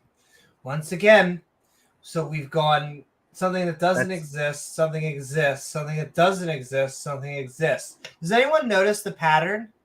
The pattern that of is bullshit? a continuity of government. Where would you, in the event of a nuclear attack, where would you house the Congress, the Supreme Court, the president? And they picked West Virginia because it's in mountain country, the Appalachian Mountains. It's I guess offers some level of protection, but yeah, makes perfect sense. Has nothing to do with aliens or anything. It also, once again, it just goes back to what the main conspiracy theorist thesis is, which is like, dude, Are you going to trust these people? Are you going to trust data given to you? I don't know how to tell this to you folks. There's only humans. Like, I get that they wear ties and shit, but it's just us. That's all there is out there. Well, you're either an adrenochrome denier or a consumer. Exactly. Buy now. Get a second bottle free. 10% for the big guy. Pushed onto the microphones of the world stage. So you can look back and do a lot of research onto these declassified military projects, government projects, etc., to show, and what this does is show that while Government keeps people something are secret. exposing Yeah, these they things do. at the very time they're They do. exposing them, being called conspiracy theorists, crazy conspiracy people, tinfoil hat wearers, these things are actually happening. And then decades later, they come out with these declassified so-called government documents, and the mainstream publications get a hold of them and say, here, this did happen. Those conspiracy theorists weren't crazy after all. Here's the truth of it, is always an official narrative. And so to see that, it's another thing they love. Oh yeah, we were vindicated all along. It's like no, this is bullshit. Running behind all this. Not normally. No. Project Greek Island and Operation Chaos. Keep hearing people say we're getting close to disclosure. The New Age community, which includes ufologists, the We're getting closer. pursuit of UFOs. We've been edging all day. So close. We need to start edging. Yeah. Unidentified aerial phenomenon. Disclosure started happening long ago. It's just a progression of desensitizing people's minds. Wait, is that from Fight Club? Operation Chaos? Might be. But it was also, once again, a CIA operation, domestic targeting me. By Richard Nixon. This mission was ago. Looks like anti. What the hell? Was that war called? As my brain escapes me. The Vietnam War. Anti-Vietnam War people. Okay. So, once again, going to government does something shady. Cool. I think we believe in that. That doesn't mean aliens. Like, doesn't even point to anything. Wow, they went. Yeah, I mean, they were women's. Yeah, Vietnam. So I mean, you could say because they keep some things secret, they must be keeping this other thing secret too. I mean, that's a non sequitur. That is a non sequitur. Yeah. Looks like they started with some groups and then they outreached after to some women's liberation groups and all some. So, yeah, that's cool. Get us to aliens, lady. Stop saying the word operation, which was a cool. Come on, tell us about the reptilians, the demons. Yeah, I mean, exactly. Get us the shekels. Minds by bringing forth all these other projects that the government actually has been doing, that the above top secret people in the militaries have been involved with, that those secrets have been tightly held. People have been very tightly held, Amy.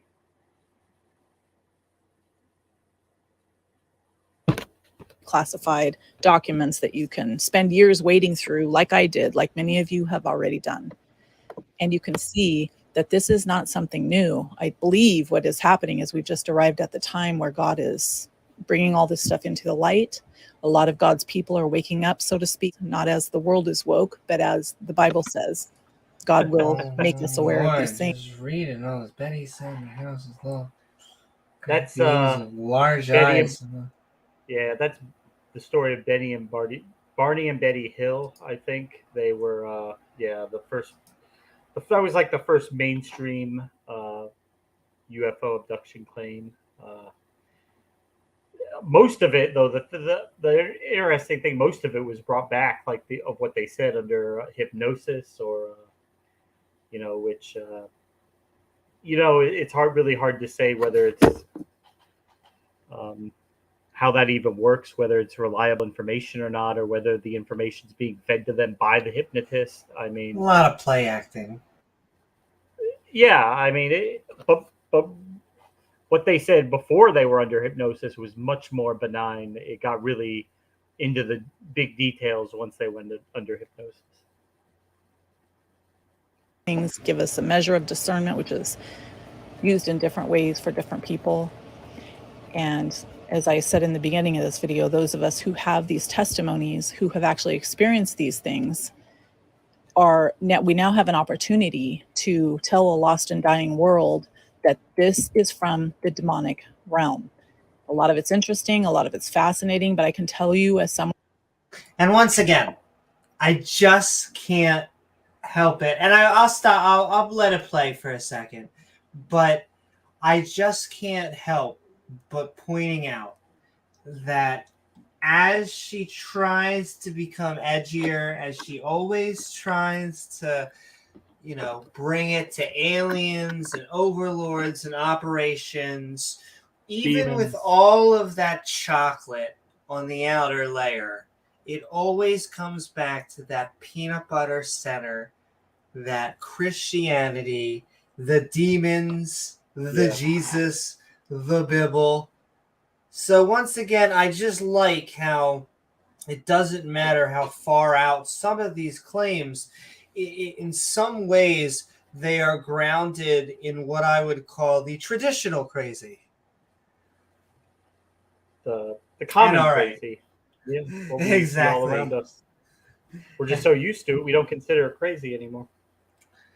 Well, exactly. What happens is you get normalized. I think Christians believe it to the point where they think that is where they almost act normal because they think it's normal, where that is just, you should be a heterosexual Christian. That's how they print it. That's how God makes it. And yet, yeah. But we are going to jump in, as we are eventually going to go to the open mic so that you guys can tell us about all of wisdom, but keep on tagging James W. and myself at Amy Newman, and we'll let her tell, like I said, that weaving of just the new age cray-cray with the traditional cray-cray. It's like when you want your bone-in wings and boneless wings. You can have them both, James. Someone who was heavily involved, pursuing aliens, pursuing entities, learning everything I could about orbs and what's a physical craft and what's from the spiritual. And why does the New Age religion have all these branches and all these witches and all these shamans and these people? Why are they all gathered at ufology classes? Like, I really wanted to know, was there anything to this? Through all of that, I can say, and I have said for many years now, yes, there's a lot to it. You call these things down long enough, you search it out. Doesn't matter if you're going through New Age venues, if you're truly fascinated with it and you truly want to see these things, I believe that you will. And then you will be repenting before the Most High God for going down that path, not with a heart to expose evil, but the Most High trying God, to Amy. Pursue You'll be repenting before those the Most High dark God. entities, all of which are demonic. And I'm specifically talking about people who did what I did, who, especially if you know the Lord Jesus and you are pursuing these things with a heart of, well, maybe it's possible there are aliens on other planets and they're kind of like us humans here. Maybe there's like a separate kind of a Bible for those aliens. And you could go on and on. That's and on. Right. There's the alien Bible. On with the narrative.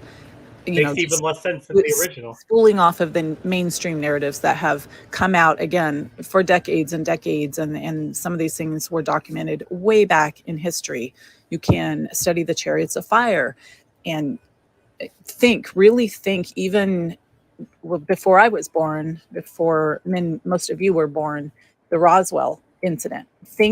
And I've said this for years, and I've heard other believers say it here recently as well, and I've had some conversations with some of you about this.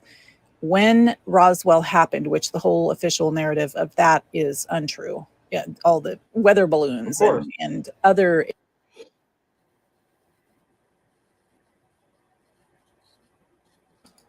That's because it was a weather balloon. Once again, they don't like the fact that, there are actual explanations.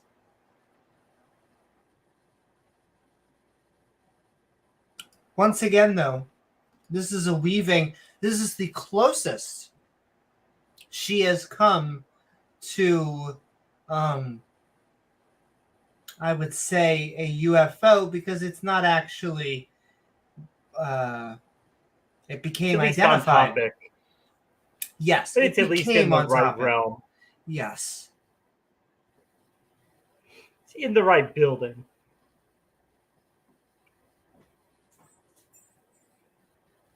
Alien encounters, then you can study all kinds of military projects that are more focused on the UFO so-called disclosure or the cover-ups. Whatever day it is, they're going to do one thing or the other. Depends on what time it is, I guess, for the satanic agenda to continue rolling out.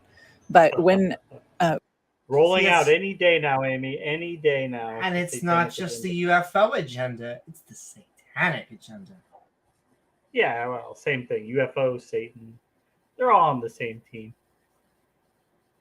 Roswell happened, what really happened there at that incident, and I don't believe anyone really knows all of it except for the people that were there, like perhaps the nurse that was there, and you can study into that. There's plenty of information on not so mainstream channels because of censorship, if you know what I mean. Around that same time period, Israel becomes a nation again. Around that same time period following those two very major massive events, which again came into the mainstream, especially that Roswell incident and hundreds of other incidents that are not so famous that happened around that same time. A lot of people don't know that, but if you go digging, you will see that there's a plethora of these UFO sightings back. What I also love about conspiracy theorists is, like, there's always this Israel bent, either anti, pro, even though she seems to be, in between, but there's always got to be, well, because it all ties back to religion, and that's ground zero for Christianity and Judaism, Islam too. So it all ties back to religion. At that time. And then on the heels of that, enter technology, put back in the hands of humans. A lot of people believe that these phones that we use and this technology we have and television and all these things just kind of showed up one day in 6,000 years of human history. 6,000 years. There you go, Amy. Back at that time where these other significant events happened, which I believe. Yeah. Back at that time where these other significant events kind of showed up one day in 6,000 years of human history. She went YEC on us. Back at that time where these other significant events happened. Of course, 6,000 years, Amy. Was a time marker. So, this is one of the ones that points that I was just, as I casually listened to all of this videos before the podcast, just like I read the chapters before the Bible studies. I think this point and the next few minutes are what offend me the most, because you couldn't have done 5 minutes of research into how technology has... That's what I mean. We know how cell phones started. We know how it started, and we can trace each step of the way. No need for magic. No need for magic. And there was a fantastic, in my undergraduate program, when you would come across the STEM floor, there was a fantastic, basically an entire, I don't even know, I'm trying to think, 20 feet, like a decent amount of length, where they had just basically created a history of technology, and it was just, from the abacus all the way up to the computer, with lots of the printing press and other things in between. We actually have we've good knowledge on how technology came to be, on the people. I mean, people like, oh my goddess, who died in World War II for us. Well, he didn't die in World War II. He survived World War II, and then we killed him. Alan Turing. Yeah. It's actually very well documented, this progression. And so it just bothered me that once again, 5 minutes of research. Okay, this isn't an obscure topic. You can just go. I mean, it's not like one day one day mankind was messing around with stone tools, and a year later we're flying to the moon. I mean, it was a very, very gradual increase, slowly and painfully, over many, many thousands of years. Exactly. And once again, maybe you just, I don't know, weren't paying attention. Well, I feel bad. I don't want to ad hominem. Well, even though, once again, you should have looked this up. I really, if you're just going to go to aliens. Well, I mean, you could say, since the Enlightenment, there's been such a rapid advance in technology, and that is since we refined the scientific method, and we've been able to much more efficiently learn about the natural world. And there's a reason for that, because it's exponential. Because what happens is you use the one technology to then be able to gain access to a different landscape that allows you then to create even better tools, and so on and so forth. And so just like memory keeps on going up exponentially. I mean, and remember last episode they were taking digs at the Enlightenment, and that's really where this started, with the scientific method being refined and put into practice. We've learned so much more about the natural world, but that could only begin. You could only get to that point when we reached a point where you could openly question things in religion, where you could question religion without worried about being arrested and charged with a criminal offense, maybe even executed at some point if you openly said you don't think the Bible is literally true. There are times in history where you could find yourself hanging from a tree or going up in smoke. And but yeah, since that point, since we moved away from that, we have done an amazing amount in a relatively short time. And it's not magic. It's just human ingenuity. Human ingenuity, science. It's the peer review process. Computers helped a lot too, Saffron. Yeah, that's right. Computers was probably like the biggest gateway that has allowed us to do so much. You can even extrapolate back that to electronics in general, using electricity, which led to computing. And what it really is it's the modification of it. It's not just computers. It's the fact that we've been able to modify computers to such a easy and portable format that we can have one in the palm of our hand. Well, the thing about that is that computers can go through and compile and analyze information so much faster than humans can do it. So our ability to process and analyze data and information is just so much greater with computers, because we can have them do most of the work for us, and then just we look at what we need to look at. We could look at we could let them do 99% of the grunt work, and then we could just focus on the data points that we need. Anything that is very redundant right now computers are great at, that you just have to do over and over and over and Even over. That's why they're getting. That's why assembly lines are the first to go.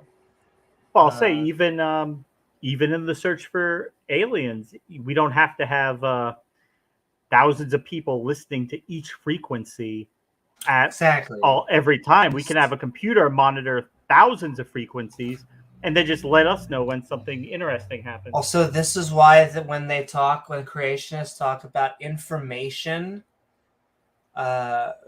intake, it's such bullshit that it has to come from a conscious organism, because what a computer is doing, because I got this answer wrong, okay? And then I never got in undergrad, and then never got it wrong again, because my teacher asked me, what is information? And I don't remember what I gave as the definition, but I used information in the definition. And so if you would like to know what information is, it is as I lick.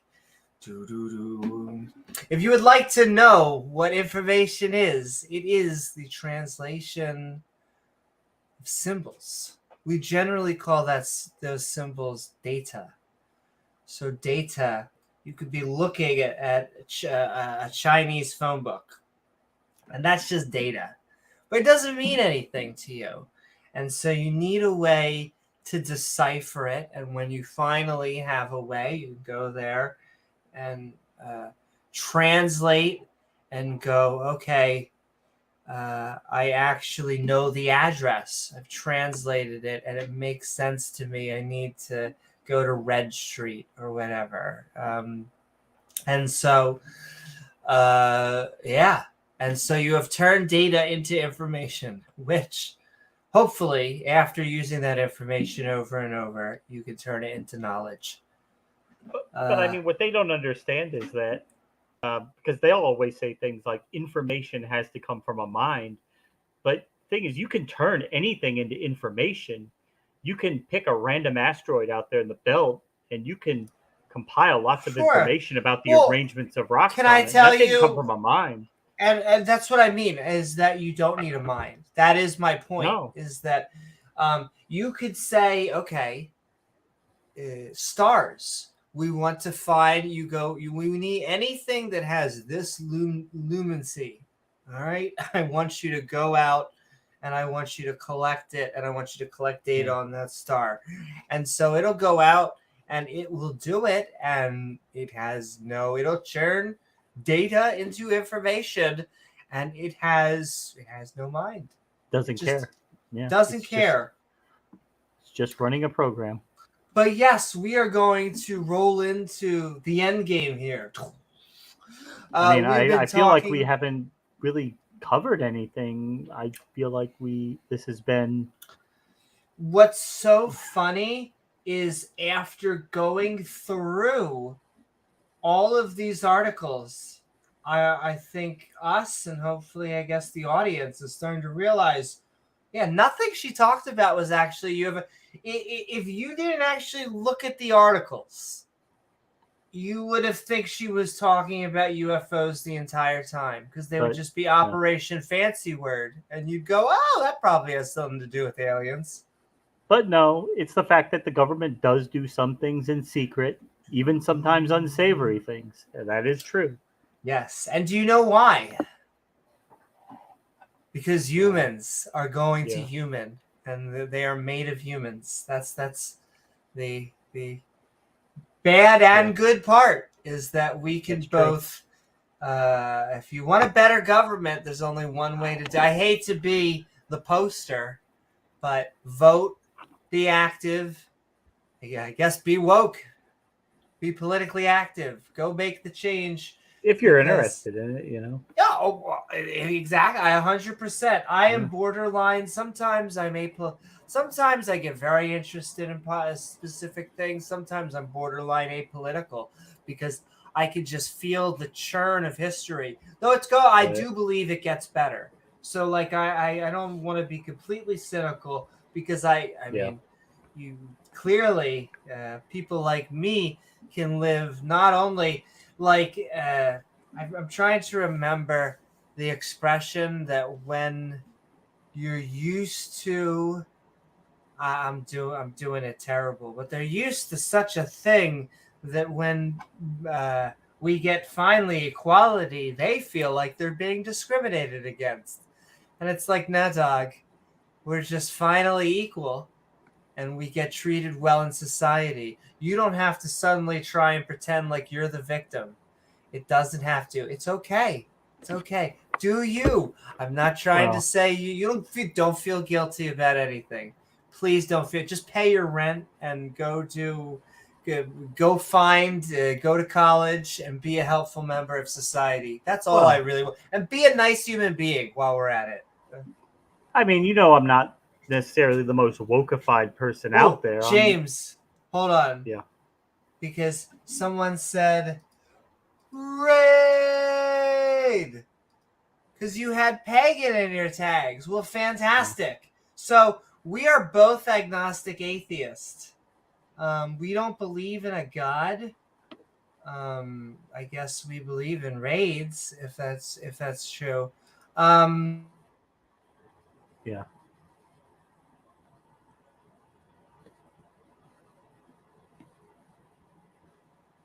And she is fantastic.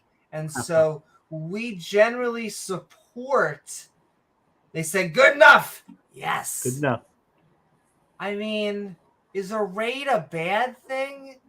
I feel like that's just free publicity or you're coming to join us stream. I'm trying to figure out. I mean, welcome. I don't know what else to say. It's when they join a lot on Twitch. Oh, hey. I'm Norse pagan, but I'm here for you. Let's talk about, and I see you said later. Okay.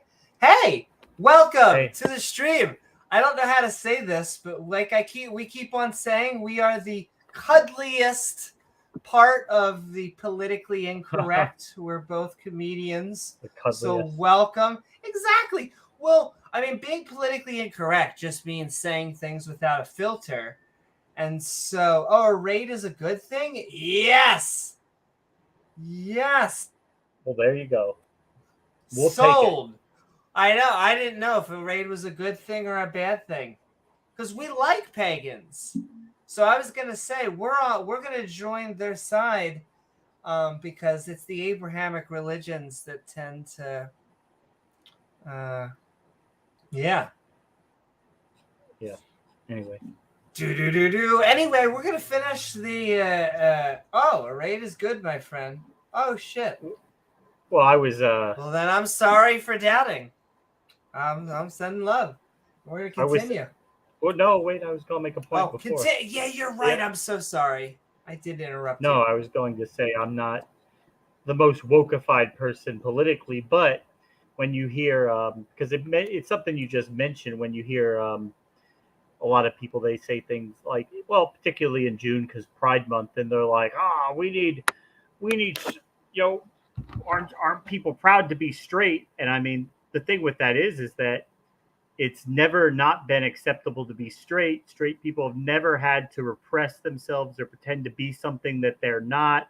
They've never had to be marginalized or live in shame or be told that they are, bad for just being who they are. But with the people in the LGBT community, that has only recently been the case, that they've been able to be who they are openly without, fear of bad things happening to them. And what I don't get, it's a celebration of that the fact that they can now be who they are.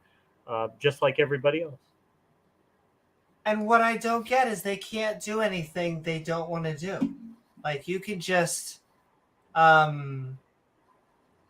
go be, if you're straight, they always think it's like it's the thing we always get is like, they're like, it's anti-white, it's anti-straight. And it's like, no, calm down. We're pro-human. We're I was going to say, because I don't want to go into politics. We're not pro-life, pro-choice, or any of those words. we're pro species, pro humans. Yes. Well, we're the Jon Snow type of people. There's the living and the dead, and the fundamentalists tend to choose the dead.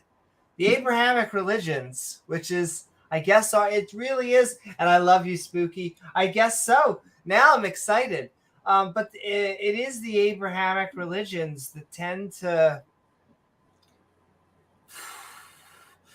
because of all the baggage that just comes along with, they have commandments, and really they select it like impose a moral system on everybody else. Exactly. Yahweh or the highway. Because if it's nothing that Yahweh likes doing more, it is sitting down and making up arbitrary rules that he knows people are going to break, so he can then punish them for breaking them, because that's what he likes to do. Exactly. And see, you have an ally right there.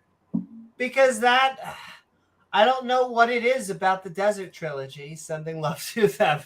It's just whatever. Well, I guess I keep on trying to say I don't know what it is. And then they have commandments. They have things that say, but not only kill gays, but also don't eat shrimp, don't mix fabrics.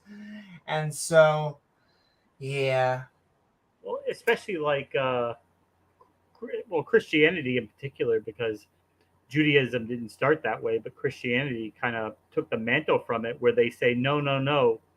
Everybody in the world has to either become a Christian or go to hell. I mean, it literally imposes their religion, their beliefs, their worldview on the entire world, and threatens everybody with eternal torture if they don't subscribe to that, which is pretty amazing if you think about it.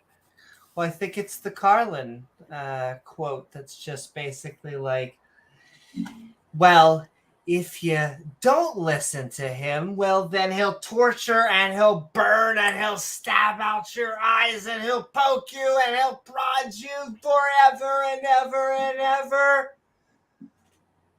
But he loves you. It's like, oh, okay. That's a little Stockholm Syndrome. But thanks. Yeah. But yes, what? Yeah, now I'm excited. Woohoo! Welcome, everyone. Kill Doggy is saying hi. We got 15 on Twitch. That's amazing. Boom, boom. Right away.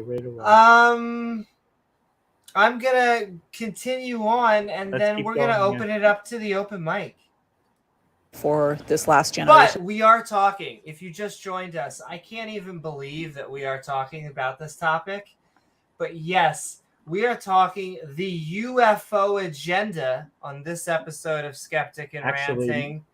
90% of it has nothing to do with UFOs. Well, it's been a bait and switch, is that this lady really does believe in UFOs, and yet... But she's not, most of what she's saying has nothing to do with it, though. Most of what she's saying has to do with other secret government things that they've done that have very little, if anything, to do with UFOs.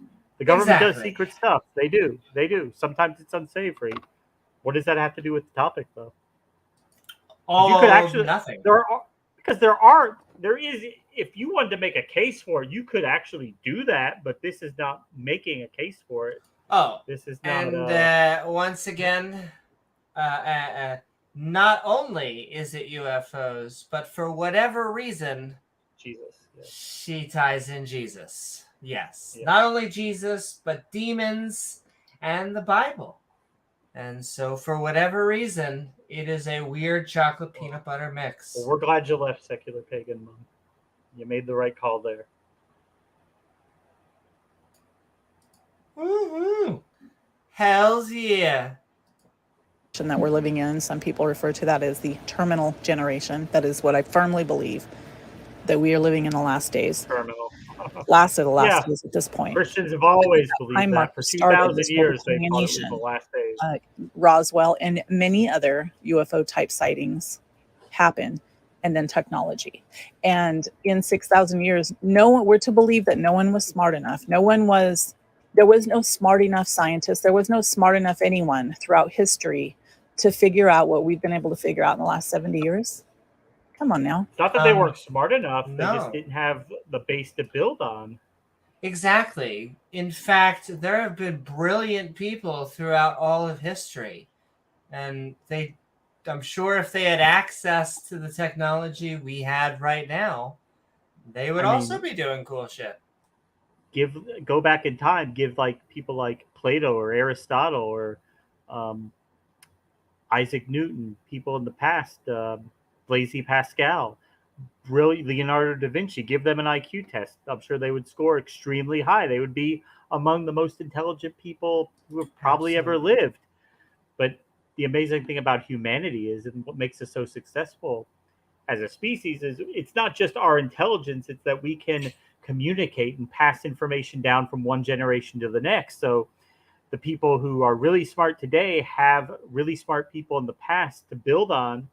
And just like the next generation, there will be really smart people there who will have more information, more data to build on. It's not just the fact of being smart. It's that it's about your starting point. Also, we are just so happy. Hey, I just want to say, woohoo! What is up, Farron? Doon, doon, doon. And I am just so happy, first of all, for Secular Pagan Mom, that you are out of that, because it sounds like you are much happier. And Sir Little Wolf, I am happy that you're out of Islam. Yeah, because God does approve of the bullying, because God basically is a bully, especially in the Old Testament. He is a bully. And yeah. Once again, I want to go down, or I gave my bit away. I'm trying to create a bit. Once again, I would go down on anyone wearing a kippah or a hijab. That doesn't bother me at all. You're just putting flair on. Nonetheless, I think it's a little silly if you are going to wear a uniform for Yahweh. Yes, exactly. Do you think that is a logical thing to assume? But that is the mainstream narrative about this. But at the same time, all kinds of that's exactly what I'm saying, though, is exactly just get away from that church and stuff. And hey, atheist pagan is my current feels. That sounds fantastic. You do you. It's all you do what makes you happy. In fact, I would say that whatever, as long as you have views that are non-authoritarian, which is what I find most pagans are. Most pagans tend to be. They're not imposing about their views. Exactly, as well as most agnostic atheists. And they mostly separate their views from science. Like, they don't really argue too much with science. They just work them in with work their views around science, not the other way around. Whereas the Abrahamic religions tend to force science to conform to my cat wants their views.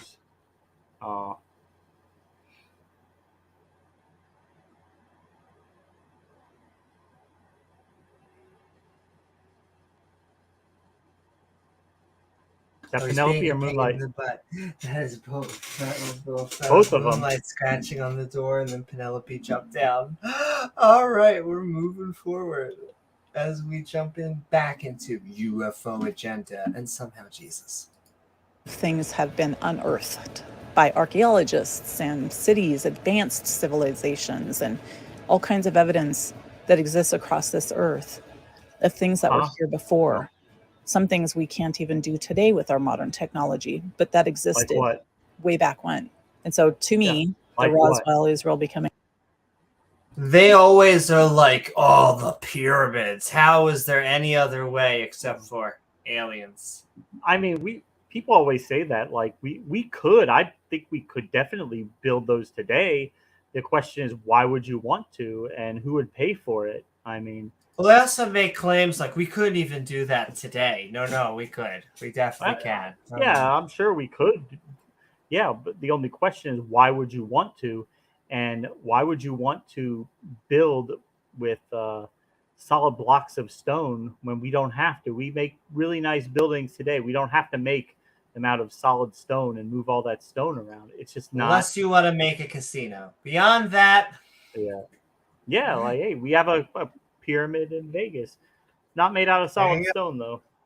We have nice new lighter materials, a lot easier to move and work with. Yeah, but I would say that they actually serve a better fish cocktail at the one in Vegas. All right, we're moving forward. Nation, Roswell, plus all these other UFO incidents or IAPs, call them what you want to. I'm not too good at changing my way of speaking just because. Well, exactly. And I will say, just another thing is they shit on our ancestors all the time. Is that when we're saying we don't want to build them, we also should marvel at the fact that they did at one time. There was a reason. They had a lot of religious reasons, a lot dealing with death. So a lot of graveyard reasons. You can't really blame them for that. And so, yeah, they almost are like, oh my God, how did the people back then even figure? Yeah, they were smart back then too.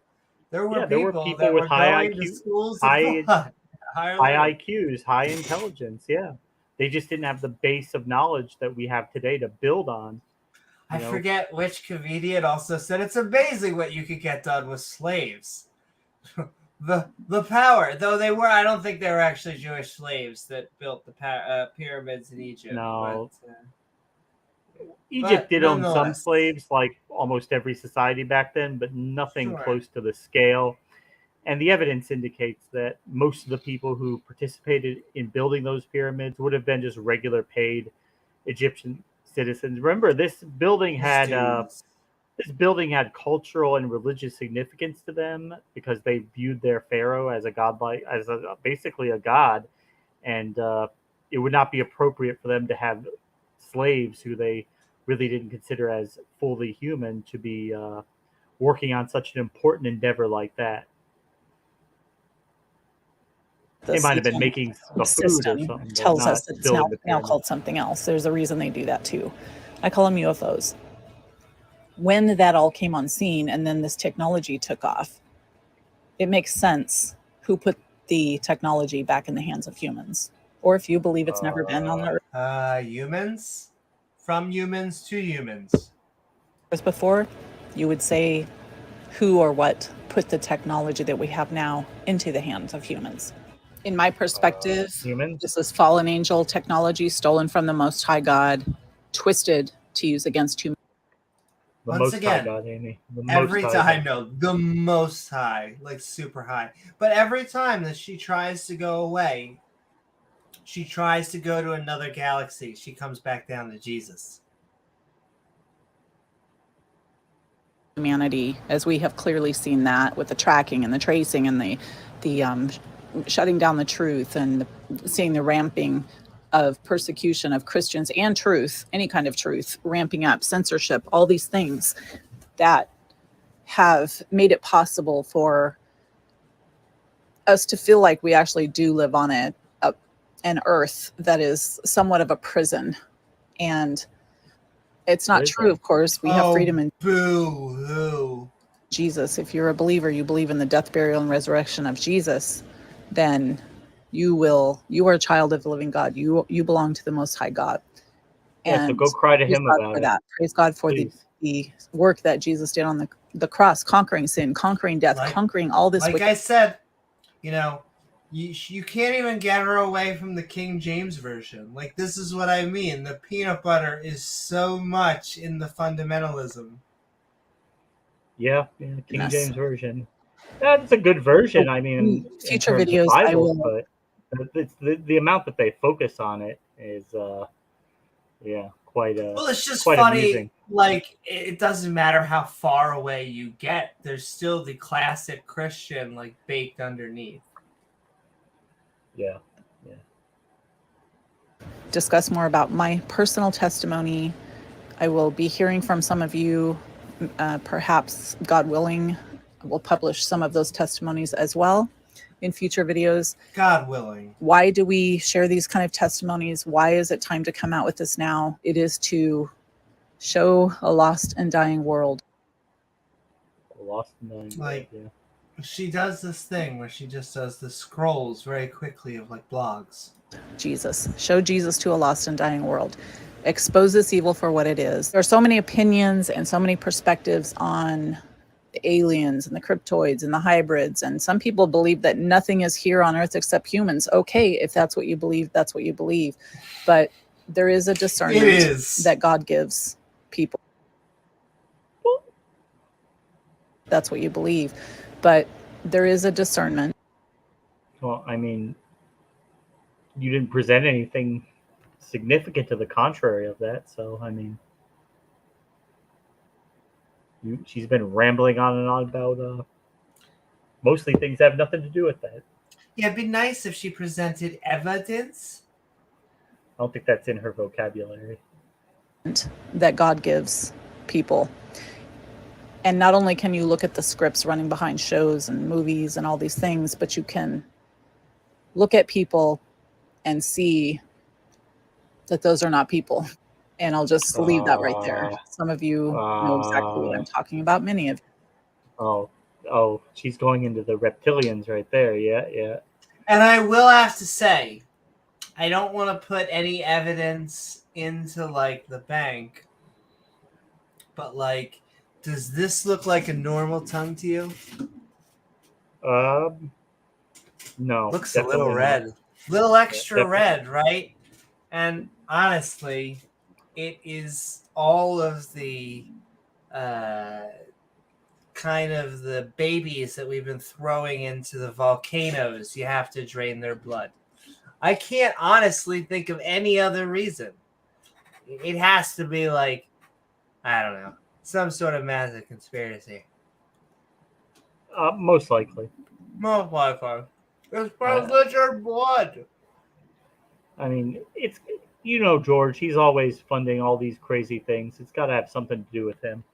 It is. Well, I mean, once again, who do you think orders the babies to be thrown into the volcanoes? George Soros, Elon Musk. If you do, you can see it too. Like the Most High God has been gracious to let us see these things and recognize he just got from his dealer. The difference between Jesus' voice and the enemy's voice. God said in the Bible, if you're not with me, you're against me.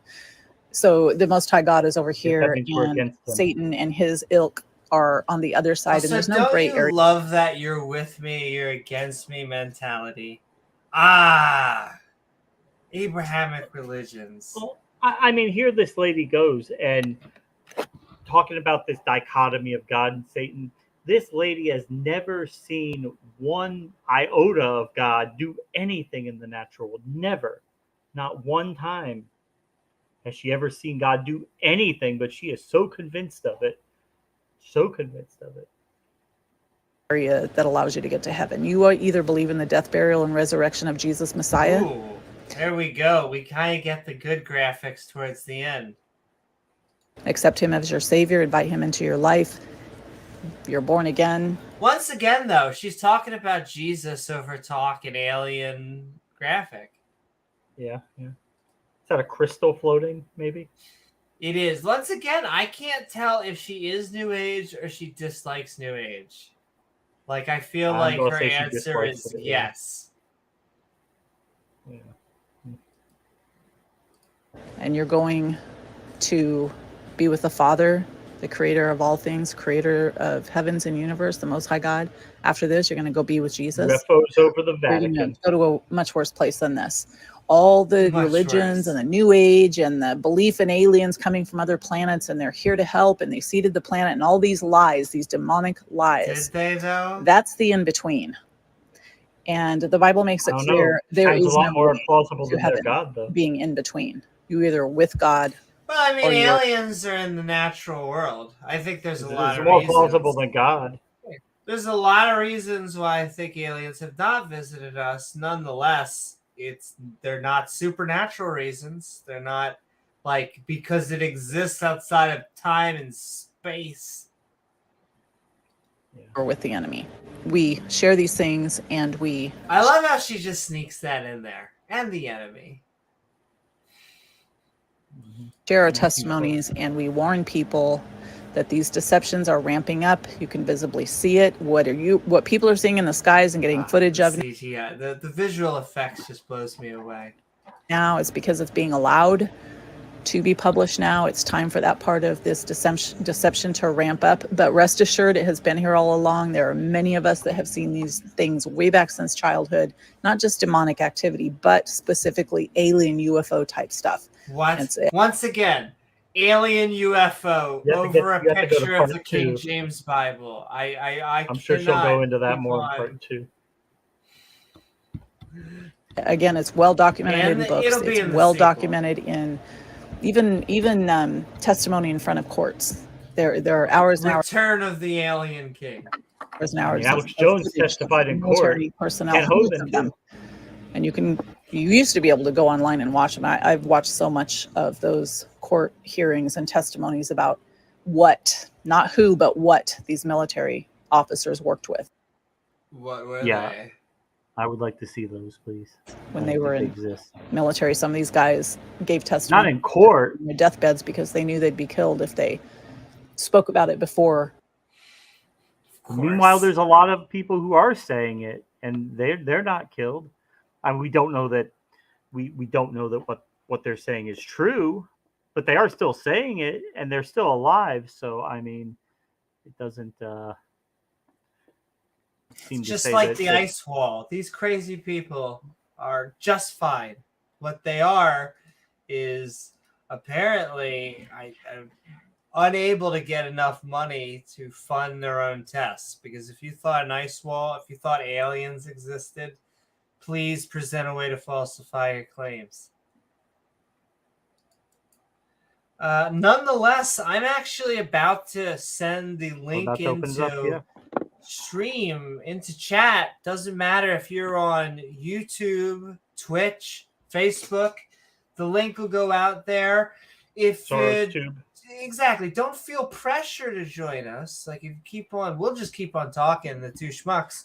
However, it is a way, if you agree or disagree, to come tell us why.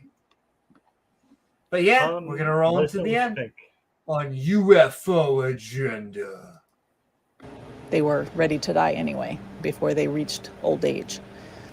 All of that has existed, and we've reached a time now where it really, really matters. It's either Jesus or you're going along with this demonic deception, regardless where you stand. I like how it was very close to her saying you go with Jesus or you go with aliens. Damn it.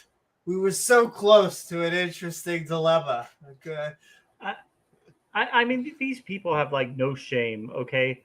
So if this lady is still alive 20 years from now, she'll probably be saying the exact same shit. And it will never occur to her that, man, I've been saying this shit for 20 years and not a damn thing has happened. Maybe it's not everybody. Maybe it's me. Maybe I'm the problem. Maybe I'm the one who's batshit crazy. No, that won't come up. Right. It's still going to be a government conspiracy. Nope, it's still you. The alien demons are still just on the verge of taking over. Yeah. Any minute now. Is where they're from. Our opinions really don't matter in this. There's good and there's evil. Believe in the death, burial, and resurrection of Messiah. Choose Jesus. Choose life. And then at the very end, she offers a timeshare for a way to nestle up cozily with Jesus. Oh my God. Can I just how horrifying it is that she is putting happy music over a beach as she says that the apocalypse is coming. This is the last I feel like we should have one of those lawyer ads for mesothelioma victims right now. Call 1-800-LAWYER-MESO now. If you had a man who was had his shirt ripped open, you could have easily a Viagra commercial right over there. But I just love the fact that they get so happy over the apocalypse. Only Christians. My lordy. So we are about to enter into our open mic, or James and I are just going to bullshit for more on the topic. Yeah. I will say, Spooky, you're absolutely right that not only am I a Reid virgin, but I'm a little protective of my pagan deist, trying to think the panpsychism brothers and sisters, because as part of the non-believer community, they don't often, we like to put them in with our home because the Abrahamic religion tends to be our get. So I'm a little protective, and nonetheless, I actually appreciate it. Thank you guys for coming in and having fun with us. We hope if you like religious, especially sending some woo towards the Torah, the Gospel, and the Quran, then feel free to follow. And sending love out there, because we are a skeptic channel. This is the Skeptic and Ranting community, and you all can come say hi right there. The Bibble. The Bibble. That's right, Sephron, the Bibble. But James, are you convinced about the UFO agenda? I mean, listen, you could put together a much more impactful video than what she's shown so far. Is really, if you wanted to put forward some type of evidence, you could do that, but we didn't get much of that here. No. And right, in a second, we're actually billions will die. Yeah, they're cheering on the apocalypse, and they are excited that the world. Now they give all these, he's gonna come back, and the Chosen are gonna have a dance party and all of that, and there's gonna be fireworks. But if you think about it, though, none of it really makes any sense. Remember, a few months back, we watched that video from John Hagee, and he was saying that what was he saying? Just paraphrasing him, he's like, "There's going to be an army 500 million strong. It's going to descend on Jerusalem." It's like Sauron, an army of 500 million. Do you even understand the concept of that? How are you going to move that many people? House them, feed them into each other. Yeah. And why would you need that many people anyway? I mean, the Wehrmacht took 2 million people into the USSR, and their supply lines were stretched so thin the people could barely eat. You're talking about 500 million people. First of all, that's not how battles are fought today. But the second thing is, why would you even need to have a battle against a god? What are you going to be able to do to a deity? I mean, he could just poof. Yeah, they could shoot everything they have at him, and he's just going to poof, and they're all dead. I mean, what would even the point be of a battle? It's just so dumb. But humans like battles; they're cool. We all like Lord of the Rings. We like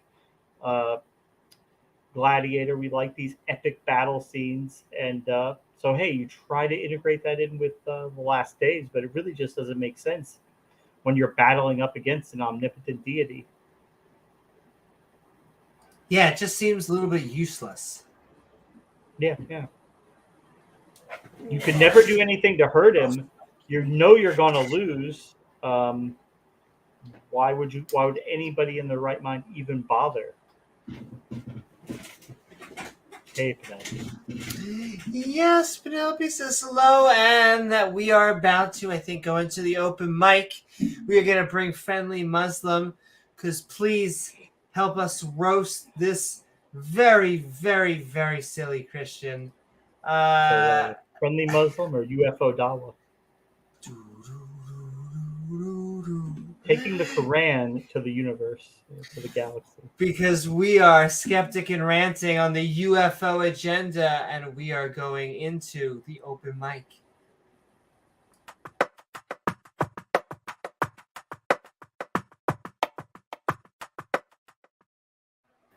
What is up, friendly Muslim? Hope you're doing well. We are Skeptic and Ranting on the UFO Agenda. And what do you think about the video topic or anything we'll talk about tonight? Yeah, no, it's an interesting topic. I like talking about this subject. It's a very interesting topic to me. There's various evidences and, maybe some stuff that you didn't cover. So, yeah, I would love to get into the open mic and let's chop it up and talk about some UFO dawah. UFO dawah, I love it. Imposing Sharia law on the entire galaxy. Alhamdulillah. Yeah, inshallah. It could. You never know. I mean, I'd like to see everybody's reactions if the crafts come above like Independence Day, and suddenly everybody hears the call to prayer, and then what? Then what would the reaction be? I think the skeptics would have to, take a step back, maybe reconsider, and say, well, time to take my shahada. Generally, that would be good evidence of it. I would have to say that would be pretty damn good evidence if something like that happened. I don't know. What do you think, Amy? I think it would be evidence that there's something going on here. I would be highly skeptical. Like, we always want those type of events to happen, and then they never do. But hypothetically. Yeah, hypothetically. Yeah, they come down. Independence Day. Literally, Independence Day. All those ships came over, and all of a sudden you hear the call to prayer coming out. And the Muslims have been right all along. You might want. Would you consider it? Would you be like, maybe? You say the Muslims have been right all along, but if the aliens come down and they're like, the Muslims were totally right in this one respect, it might actually push me in a direction that says maybe the Quran got information from aliens. Well, because a higher entity, a higher being, the creators of the universe. Yeah. Was Muhammad extraterrestrial? No. But I do believe that. I do think with a lot of like the videos and stuff, and some learned people have come forward and said they've had encounters, and people that were, former government workers, in politics, and from other countries. Like, there's got to be, and they've all mentioned that there is some sort of exchange or there has been communication. So I don't know. I think it's possible. Yeah, that's why I said if you wanted to present like whatever evidence there is, whether you think it's good evidence or not, whether you think it's convincing or not, you could present what there is, and but she didn't really do a lot of that in this video. So I felt like she could have put a more compelling presentation together. Not that it's going to convince most people, but at least it would have been more informative. I don't know. What do you think it would take for you to be convinced of something? Like, you'd have to see it in its entirety, feel it, have an encounter. Well, when you say something, okay. I think it depends on what it is, Okay, so let's just say you're driving down the road, and suddenly there was a light, and a few hours went by, and in your mind, you had been taken somewhere. Would you have a hard time explaining that? Would that be enough evidence to your testimony alone? What else would you need in that sort of situation to prove to people? Like, if you then had to tell Amy, like, this happened to me. See, I definitely would not take that because because of my experience with psychedelics, I've had a DMT trip where even though it is about 12 to 15 minutes long, I had an experience where it felt like I lived over a decade in a type of cabin, and I lived an entirely different life. And after this decade, I just came back and was like, oh, And I realized like I had to remember everything very quickly, and it was just like that experience had never happened, even though it did in my head. So I would need vast empirical evidence. Wow. So even if you had an experience, then you would Because still. I mean, how would I falsify whether I lived for a decade in a snowy cabin, even though I have no actual evidence? And from my experiential, I actually have a beginning and an end that begin with an end in a hallucinogen. Well, I mean, I would say like your scenarios. I mean, it would depend totally on the scenario. If there was physical evidence to corroborate it, like that would be a definite plus. If you could match things that you remember from this encounter with actual things in reality, I think that would be a good plus. But then again, that's only really going to be convincing to you, which is why I was saying before. I think outside of aliens landing prime time on the White House, I don't think it's going anything presented is going to convince most people because the skepticism is that skeptic position of just not being convinced is just so strong.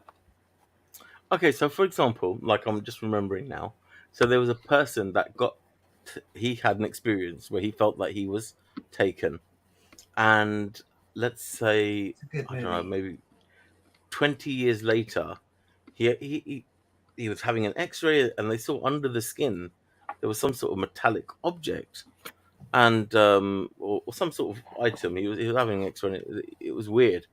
So they took it out, and the metal that they found was not of this planet. Yeah, So would that I've be? heard those alien implant things. Yeah. Um, I would, in a case like that, I would have to see an actual laboratory analyze it and say what the metal is and why it can't be found on the Earth. What element is it? Is it an element that's never been created on Earth? It's just not found naturally. Um, yeah, it would. You'd have to look at the physical evidence and see what you could come up with. Yeah, so those types of stories that I come across, it's like, well, maybe there is something, or there is, um, and then people that have worked. You know what? What video you should maybe review? Have you seen the interview of the chap that worked at Area 51? He was Bob a Lazar. no, no, no. This was like a weather guy, and he's outside of that. It was more than 50 years, so he's outside of the confidential time limit. So he talks about them coming and visiting and having a exchange program of technology. Yeah, I mean, there's several people who've come out with stories like that. I mean, it's just um, if you had physical evidence to confirm it, I think it would be better. But I mean, people just aren't going to take people on their word for something like that. I mean, yeah. Yeah, I just it almost gets into like a borderline divide hiddenness in that if they have all this technology, and yet they like somehow go right into stealth mode, or like they're trying to avoid us. I mean maybe, but I just feel like we need some sort of empirical evidence that is going to cross that threshold, because People as make up easy as stories. proving a cup can be, that's my problem with a lot of these, is it's like the same with a god, is that they tell us God is all powerful, and my claim tends to be God is not even, if especially the Abrahamic, if from what we can tell, not even very powerful, because I can pick up a cup. Now maybe they don't want to pick up a cup, but It's just something that they don't seem able to do. And just like it would also depend on their biology. Did they evolve on a planet that was like ours? Are they creatures that are like globby jelly? Because that's kind of what we are. We are this globulous thing. We're not plasma. We are, but we're squishy. And so bones, are though, they? Well, that's what gives us our frame. But Yeah. and that's why the only reason we have fossils is because of the calcium and stuff. Calcium like that in our bones, bones. But other than that, we're bleedable, squishy things. And are they like that? Because if they're like this intelligent gas organisms, we could have a hard time. Maybe that's why they have such a hard time. Though it would be kind of weird if we saw entire things of globulous things trying to interact over our environment. But that's the hard thing with aliens is you don't know. Is convergent evolution gonna kick in, and there's gonna be a lot of organisms that resemble kind of our basic resemble body plan. yes. It turns out that there's just like basic type of things that the environments like to select for, traits like to select for, or is it just that they are dolphins and they're so highly intelligent, but they can only interact with us when we're in the water, and in which case we have been, doing it wrong the whole time. Are there any animal species that sort of can communicate, or studies that they communicate without sort of any sort of verbal noise, or sort Oh, of? well, You I mean think that telepathically? dolphins, not telepathically, but I would say that dolphins and whales, which are basically within subspecies of each other, they're conscious, they're sentient, they're introspective. They can pass the mirror test. They do things because they want to do them, not just because of like a fear or flight, kind of response. And they grieve in the same way that an elephant will grieve over death in the family and if they come across. So they seem to have some sort of notion of mortality. Wow, that's crazy. Really, I had no idea. That's really cool. I mean, it's interesting. Indeed. So there's only a Amazing what few that evolution make can that produce. list. So dolphins make that list. Elephants make that list. Crows make that list. Weirdly enough, of all the birds. Counting crows. Yeah. Wow, I Which saw a actually, video. birds can count. They've crows in particular. They're very intelligent. They can count. I think I saw at least up to 7. They can count. How'd you know? Oh, because the experiment, the crows were doing something a certain number of times, and then they would receive a reward, and they would do it that number of times, and then they knew that number of times had passed, so it's time for my reward, bitch. Like, okay, I just did that thing. I just did that 5 times. Now I'm here for my treat. And then they would go and do it 5 more times. They're counting, even though they don't know, they don't have, 1, 2, 3, 4, 5, but they are at some level able to track how many have gone by. That's interesting. I saw a video of like it was like a baby elephant was like stuck in a ditch or something, and it couldn't get out. And then like the mother elephant was trying to get it out and couldn't get it out, and then suddenly just fell over and went into shock maybe. And then the baby elephant came out, and they were trying to then get the small baby next to the actual elephant, and they were jumping on the elephant to try and wake her up, and because she went into some sort of shock, and they were concerned that she would you know pass, I think. So it is a thing, like how that sort of development happens in these certain animals and the level of In mammals intelligence in that they particular, hold. yeah. In mammals, we Exactly. have this Well, at things like love and these deep emotions that we feel. mammals and then birds seem to have evolved, Right. some of them anyway, equivalents for, I'd say, for Very whatever similar- reason, but I'd say for Similar good reasons. mechanisms. Have you heard of the orphan gene? Or the I have not, but I'm gonna Oh, look it I've up heard now. of it, but I'm not sure what it is. Oh, okay, yeah, no, someone was mentioning it. One of the Dower guys, on one of the streams, he was just mentioning that there was Orphan gene.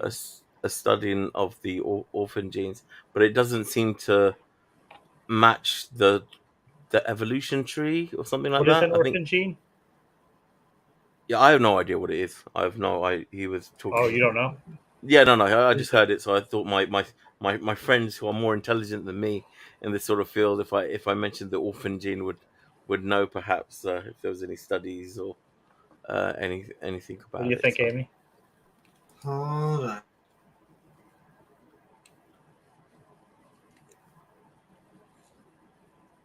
I mean, just from the sounds of it, is it a gene that appears without to be an organism without an evolutionary history? Like they don't know how it got there? I think so, but again, it's above my pay grade, Okay. buddy. I'm just a simple dour dude. I go to the experts like It's you. interesting. I don't think it has anything counter to evolution. I think it's one of those things that's just, there are normal An unknown. sets of genes, and then there's going to be ones that are, looks like they're all left alone. They don't have partners. They're orphans outside of a given species or lineage. Okay. Lacks a detectable. Hold on. Thank you, Marshall. Yeah, I mean, creationists will latch on to anything that's an unknown or anything that's an open question in biology. They are going to latch on and act like that's going to be the linchpin that takes evolution down. It never is, because eventually we figure it out. We find an explanation for it, and it always works with what we already know to be true. But it's all they have.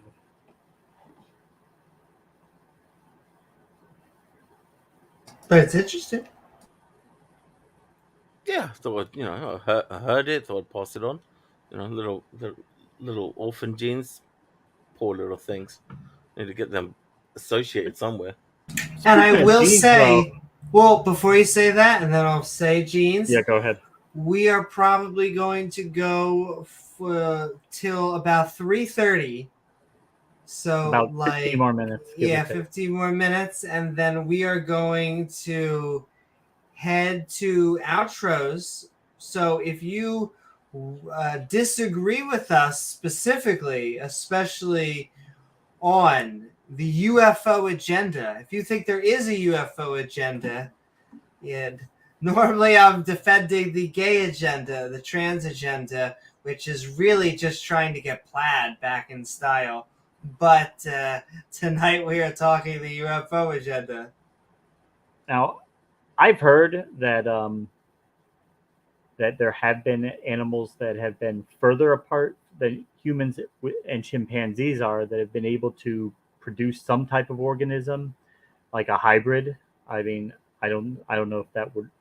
I'm not sure about that, but I have heard that before. But just this idea that that something from another planet, that you could integrate their genome with human genome and produce a hybrid, seems very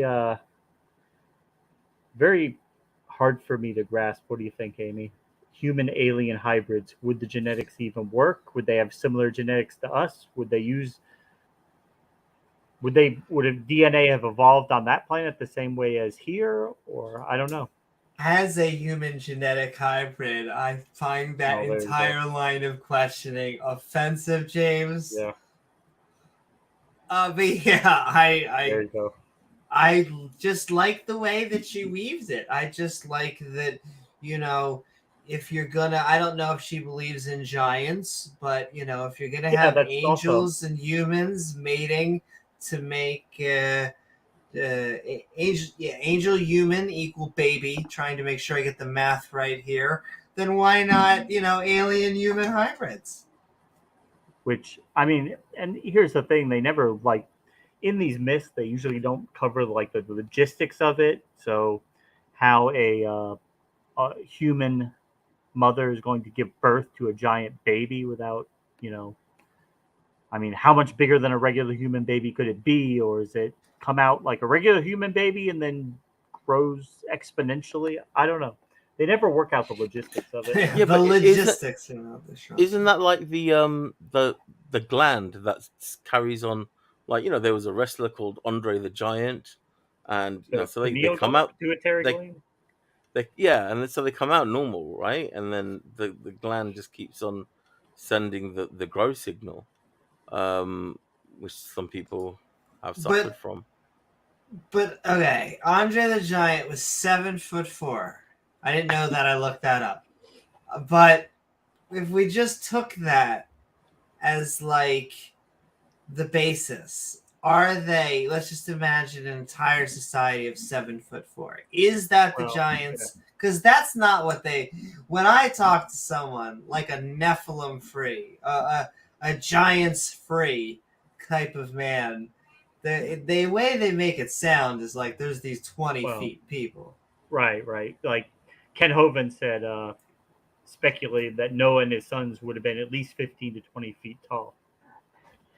Haven't they found skeletons that were like up to 36 feet? I don't think so. I do not think ever.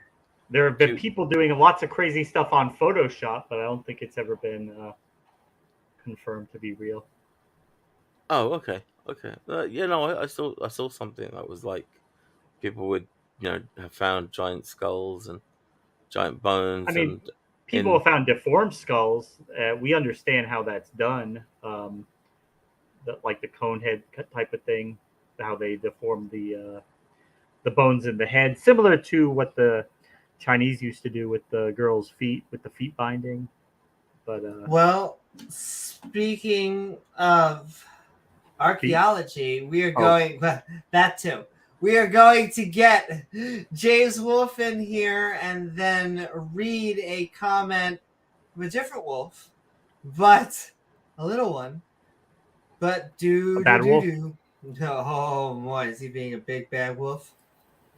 But James Wolfe, we are Skeptic and Ranting on, I can't believe I'm saying this, but the UFO Agenda. I hope you're doing well. And what are your thoughts about the video topic or anything we've been talking about today? Yeah, thanks for having me on. I'm jumping on just because I find this stuff really just what you guys were just talking about now really educational. I'll get onto that in a second. I didn't really see any of the video. I've seen a bunch of stuff similar in the same vein, but I really have to. Much. Really? Oh, okay, because it looked like a lot of fun at least. It was that. Yeah, I mean, if you've seen similar content, it's basically more of the same. It's nothing really new. And actually, here you go, James. I'll give you the TDL. What it is that the government is hiding aliens because Jesus really wants to communicate with us all.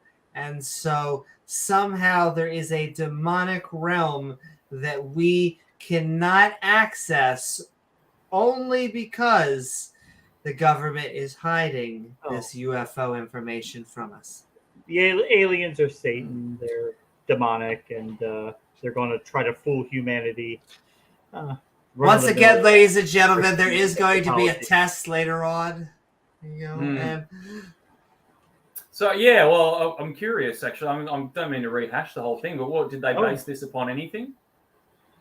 Well, I mean, basically, she presented lots of evidence that the government has done clandestine, has done classified things in the past, sometimes unsavory things, and kind of springboards from, look, they did secret things in the past and they covered it up, they lied about it, so maybe they're doing that today. But she really didn't present much in the way of actual evidence. Also, she didn't quite say this in the video, but before her hypothesis was posted, she did huff about 18 ounces of glue. Well, that's probably true. But besides that, inhaling the contents of spray paint cans does not lead to rigorous scientific thought. What is her peer review process? Well, that's it. Like, I mean, I guess, you know, if you're building upon a lack of evidence, if you're building a story or a narrative upon the basis of a lack of evidence, you can build in anything really you want into it, can't you? You can let your imagination run wild. Sorry, but just before we, I was really enjoying that conversation we were having with Friendly about speculating about evolution in different, different solar systems where it might develop. And I remember this conversation between Richard Dawkins and Neil deGrasse Tyson about speculating, well, if there were similar environmental circumstances, would we evolve into like bipedal, similar sort of limbic structure? Neil deGrasse Tyson kind of suggested, I mean, I'm thinking now, well, they were reflecting upon, science fiction and how that's been portrayed and stuff. And there's always limitations around that. I remember somebody saying that, well, why do you only have humanoid? Why do you only have humanoid species in Star Trek or whatever? Well, we only have humanoid actors, so Exactly, and it's also hard for us to think. I think because we've never had an experience with anything else. Well, if you remember from Star Trek: The Next Generation, they cleared that up because they found the chase. I was going to mention that. Right. A proto. One species seeded all of them, according to the canon. That's what happened. Yeah. No, that made sense. There's also I don't know if you guys remember Prometheus in the Aliens universe, where they made out. The story was that I don't know when it was like I don't know when it was supposed to be. So, prehistoric times, obviously, but billions of years ago or whatever. There was like one of these engineers, as they were called, like a large humanoid creature came to Earth, and he took some sort of elixir or something, and it broke down his body into the Earth. It went into like a river, and so his DNA, and then you saw the vision of his DNA was effectively establishing the building blocks of human evolution from there. Anyway, but Neil deGrasse Tyson, it's interesting. Sorry, James, go on. No, I just said it's interesting, but yeah, go ahead. Oh, he was just saying how he really liked the idea of the blob. He thought that was a really innovative creature. He thought that sort of it was more imaginative than just as you say, we're comfortable with the humanoid structure and conceptualizing that. But I don't know much about the what we base our theories upon, how we'd evolve outside of our current environment or whatever. But yeah, I was really interested in just. So what did he think? Did he think the aliens would look like us, or did he think they would? Well, that's where deGrasse Tyson. I mean, they were just sort of talking shop, but deGrasse Tyson and Dawkins kind of parted ways a little bit in their perspective. Dawkins tended to think that, okay, well, it's likely that within relatively similar environmental structure you develop, because you look at the humanoid form is, I guess, it's fairly practical. It's I don't know. I'm really portraying my ignorance about this kind of stuff. Sorry, Amy. Can I tell you what the hard part is? Is that so most animals, many of them, they are, even as a social species, they have a hard time looking at each other in the face. So like cats, for example, they get stuck in this like thing where like they will stare until someone backs down, basically. And so it has to be like we get socially organized in a way that like we don't freak out while we stare, because I think that a lot of animals look at us, they're like, what the hell are they doing? Because they're just staring at each other in the face. And so it's like this way. I always view communication as like our our Bluetooth or our Wi-Fi. So we got two organisms, and then they look at each other, and then they transfer data. They connect and they transfer. And so it has to be a really socialized organism. I think the more socialized the organism, the more that the organisms start to calm down. They start to say, okay, we're near each other. I can stare at each other, and I don't have to have this fight and flight. I don't have to have this dominance. You can even feel it sometimes still, though, when you look down and you look up, you look away and stuff. Have you heard what Scientology does in regards my to that? goodness. And so just my last, just to put the last thing. I don't think I'm agreeing or disagreeing with either one of them. I would just say that it would make sense that it would have certain traits, and once again, it may be hard to get there, so we'll see. But it would make sense to me that certain social creatures would at least have similar traits, but who knows? If they're a gaseous blob or a plasmic blob, then who the hell knows if we can interact with them. But James, you wanted to say something. Scientology, they have like a thing they do where they'll sit you in a room with one other person, 2 chairs, and you just stare at each other in the face for hours on end until you literally start hallucinating. Yeah, that is until you start losing touch with reality. Like everything else in Scientology, though, it doesn't disappoint with the level of stupidity. Well, and so I'm sure people go away with that saying sometimes even a bad experience is like people will go away saying, well, at least I had an experience. And, they might not reflect on whether that was useful. I mean, I could just tell you that from watching Impractical Jokers, if anyone's ever seen that TV show, or any TV show in which it is a hidden camera show, you can get people to just do crazy, silly stuff, and people will just roll with it. I will say we're gonna go for a few because a few more minutes. We're gonna get it in that glorious 3-hour mark. We're gonna aim for it anyway. We're coming up on 6 a.m.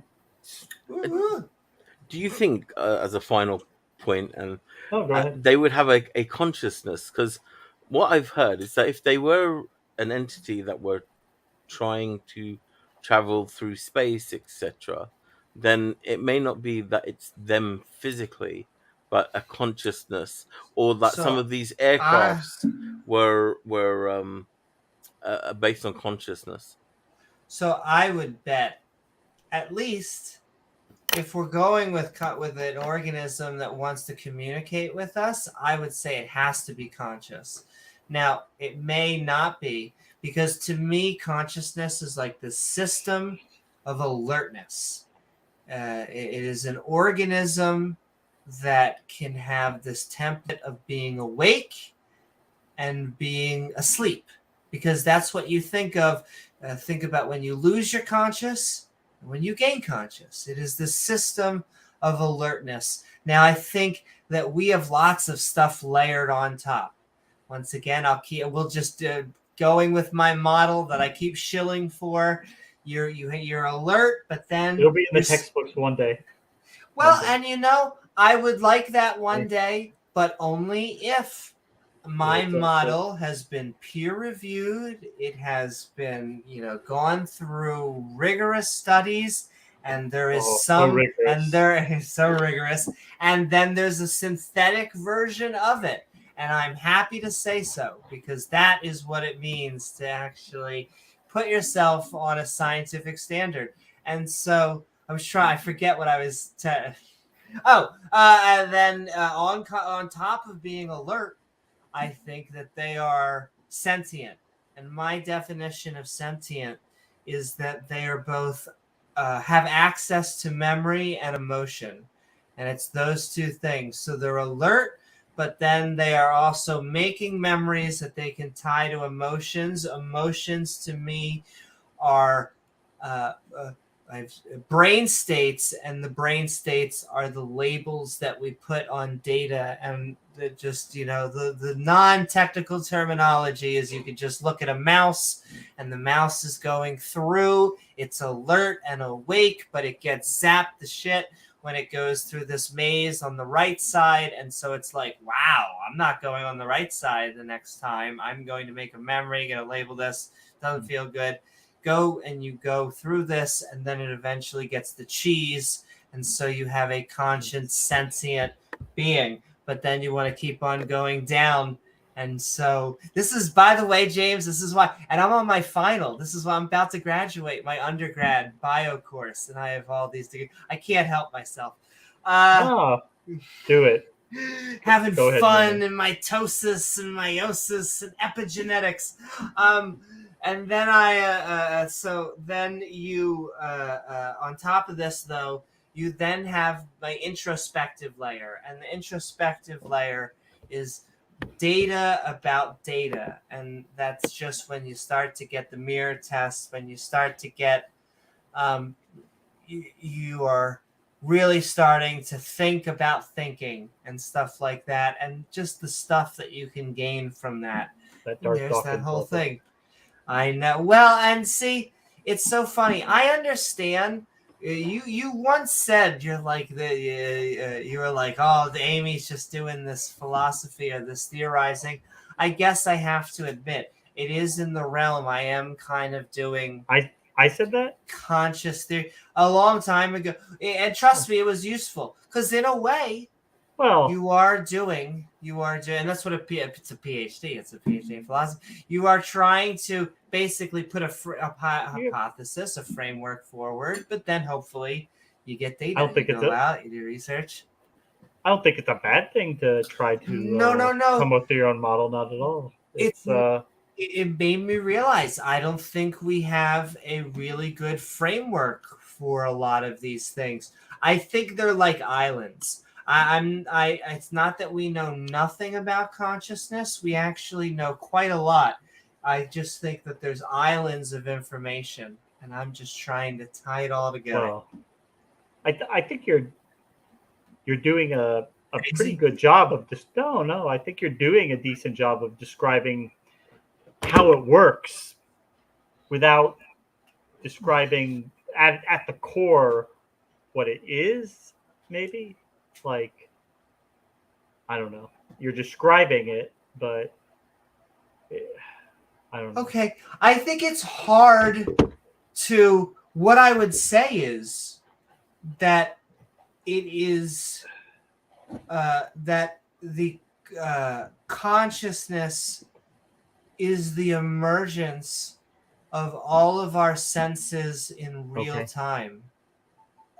So I think if you were to pull back every one of your senses with that, I think you wouldn't have a consciousness. Yeah, it's an emergent property, and but you have done a really good job, I think, breaking down the constituent parts of it and and showing how they kind of layer on top of each other. And well, I mean, the thing is, just like with the evolution of the eye, we can see different iterations of this throughout the animal kingdom. You see animals that have some of these levels of consciousness that you have broken down, but not some of the other more layered ones. And clearly you put a lot of time and thought into it, and I can't. You're passionate about it. No, you're passionate about it, and that's good. That's what we were keeps saying this earlier. Going. I think I got this. Once again, I'm quoting someone else, but the research is research. Well, I mean, like, once here's again, the thing. You could call yourself a UFO researcher, and if all you're doing is sitting on the internet watching UFO videos all day, I mean, I guess in a way that is research, but I mean, it's really, you're putting yourself in an echo chamber and just parroting what other people say. I'm quoting Joe List. He's a comedian. And no, I completely agree with you. What I'm just saying there is just what we personally look for. And But no, I agree in that there's good research and bad research. You could be like Orange Jello. I love him out there if he's watching. And you can go to Super www.thististotblogspot.com. science. Or you could go to I quoted the University of Hawaii in one of my last journal things that I had to take. And so 2 different sources. Well, unfortunately, though, the thing with the UFO thing is there's not the information is so limited that like to do maybe like more scientific level research, there's really just not a lot to go on. So it kind of confines them to this conspiracy realm where they have questionable sources, questionable data, lots of speculation. But how do you sift through that and try to get the data that is maybe useful and the data that is bullshit? It's very hard to do. And I'm going to say this is going to be our last James thing, wants to and say we're going to go. Oh, James wants to say something? Well, I thought you James. tried to punch in earlier. Not really. Well, No. We'll just. I mean, I don't want to go down another tangent or a tangent or anything. But like while we're on the topic and like of this space. No, go ahead, James. Just a common sci-fi hypothesis or a thread that they often explore, come up in a few different types of franchises and different things that I've read is evolution eventually leading to a non-corporeal state. I wanted to get your guys' thoughts on that. That part. Have you ever heard of that as a hypothesis, as a concept? Like evolving into being like a pure energy state, right? Where you're pure energy. It's interesting. Yeah, precisely. I don't know. It is a fascinating concept. It would just have to be. There would have to be some sort of evolutionary pressure towards that. Yeah. But it's fascinating. Once again, you can almost separate that out from space travel. Are there going to be beings that are made of light? And are there going to be beings that can travel the speed of light? Well, like I'll say that's like the only possible, maybe semi-coherent explanation for things like spirits and ghosts is that they, in theory, could they be entities that have evolved into being pure energy and exist that way? I mean, I guess it's plausible, but I mean, it really seems we just don't have any evidence to base that on. But I guess exactly, just need some. I guess evidence. we can't rule it out. We can't say it's categorically impossible. But I mean, does it seem like likely? I don't know. What do you think? Also, melding theology with science fiction. It's kind of I took the approach at one stage when I was sort of when I was a hyper liberal Christian. That I kind of thought. Well, I mean, it sounds just like stoner talk, but it's what I kind of thought was, well, is that what the rapture is, us becoming non-corporeal? Is that what the eventually our is it being misinterpreted and just we can reach that evolutionary stage where when we reach that the revelation and apocalypse and all this kind of stuff? Is it just could we fulfill that prophecy in a purely natural evolutionary fashion? Anyway, I'm talking complete. No. Yeah, I mean, that ties into like Buddhism reaching enlightenment, nirvana, and sure. could it tie into that? And no, I totally get you, because in my evolution through Christianity too, I think once you get past the idea that the Bible is like literally true and everything in mainline Christian doctrine, once you move past that, then it does kind of open it up to all these possibilities. And you do find yourself entertaining some unorthodox ideas like that. And I remember being in that stage myself. You're just trying to make it work, and it's And all right, on that note, we are going to move into our skeptic and ranting outros. But you guys are going to be able to say whatever you want on that topic. And yeah, it has been a lot of fun. We have been skeptic and ranting on the UFO agenda. And James Wolfe, you were the most recent one to join us, which means you are actually going to be the first as we head into our skeptic and ranting outros.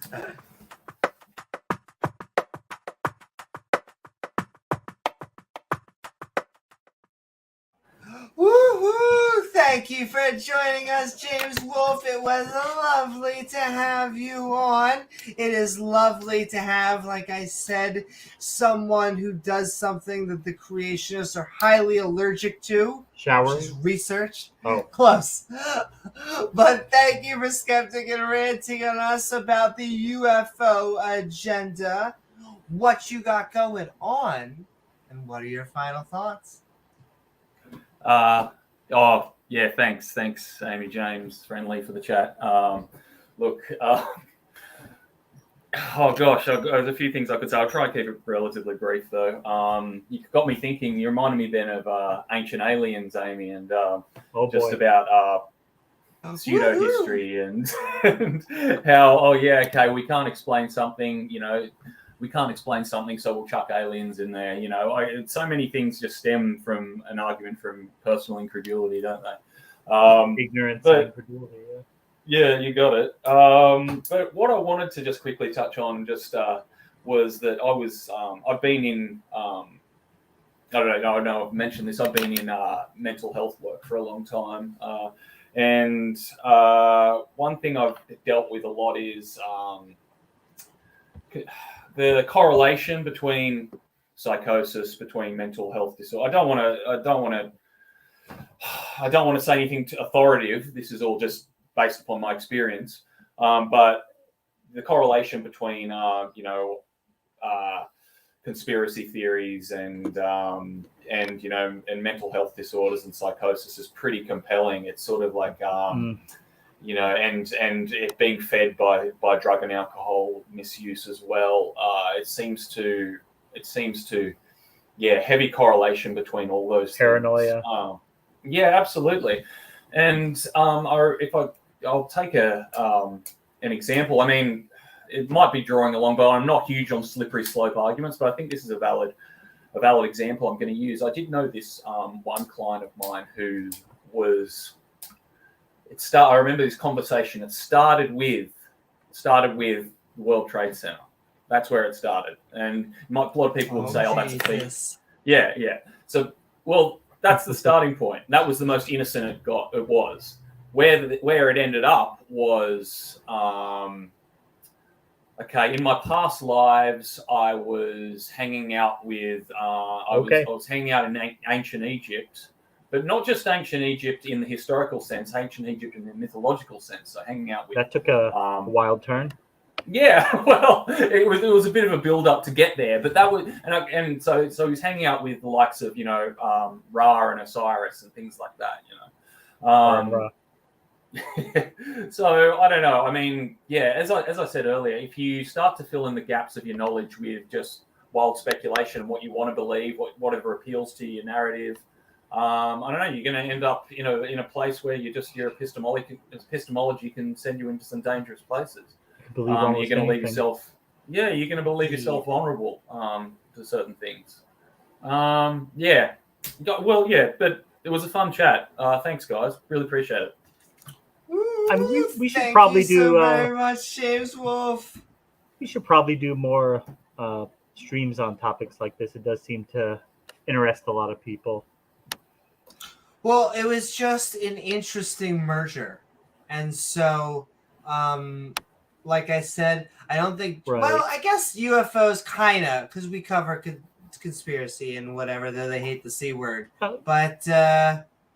There's a crazy component to it. There's a legitimate inquiry component to it. And the lines kind of get blurred where they're taking a real phenomena that we are studying, and they're trying to mend that with theology. And But yes, thank you so very much, James Wolfe, Thank you, for James. joining us. Lovely to have you as always. Woo-hoo. Thanks, guys. Thanks for having me. Thanks, James. And all right, friendly Muslim, we have been skeptic and ranting on Wahaha, the UFO agenda. Hope you had a fun time. What do you got going on, and what are your final thoughts? Or UFO Dawa, for tonight at least. Yeah, it's inspired me. I want to possibly be the first Dower guy to send some Dower into space, and see what happens. And yeah, and if they respond and they turn out to be Muslims, well, I think we that'll be a good headline to make. Have and, some halal meat with them. The brothers might come and visit from another species, There you and it might be a wonderful occasion. I think aliens and ancient aliens perhaps is part of the skeptic and ranting brand, and perhaps another stream on this might be magical also. So yeah, I possibly will be messaging Amy with a few videos that we could possibly look at. Oh my. Have a little skeptical based on UFO encounters, not you- them sort of videos. Are you on our Discord? On Discord. Yeah, I have no idea how to use Discord. Oh. Are you on Twitter by any chance? We have our link. Our email is for the show is in the description, Oh, right, cool. Amy? Yes, emails in the description. Twitter. We're on everything's, the TikToks. We are on Discord the is mostly. Facebooks, the All right. Twitches, but Yeah. Discord, yeah. I Well, would love to go through that chap from Area 51. I was gonna say we would love to have you on for a little Area 51, Dawa. get together. Weather balloon Exactly. Dawa. Exactly. Area 51 Dawa slumber party. Thank you so much for coming on this. Well, Friendly. thank you right. so very It's much, been friendly fun. Muslim. Mwah. And all right, we're gonna hand the keys to the co-pilot, Oh, boy. James W. Fly the alien ship home. We've been talking Well. the UFO agenda. Hopefully tonight I won't be abducted by aliens or have the CIA come Indeed. take me out of my bed to interrogate me, tell me not to talk about this anymore. But hey, you never know. But wow, what a fun chat! What an interesting video! You get to see some of the crazy things these people actually believe, and they actually put it in video format and post it online for us to get to take a look at. It's amazing. But this is what religion does to people when Amazing. when you try to blur the line between fact and fiction, myth and reality. Amazing things can happen. But thanks everybody so much. We love you guys, and we'll be back soon. Woo-hoo. Thank you so very much, James. And that's right, like Carl Sagan said, you got better luck having a human and panther to crossbreed, because at least you have evolved on the same planet. They would be an alien species. So Remember what Ken Hovind away. calls him? Carl Sagan. No, I don't. Carl Pagan. Carl Imagination.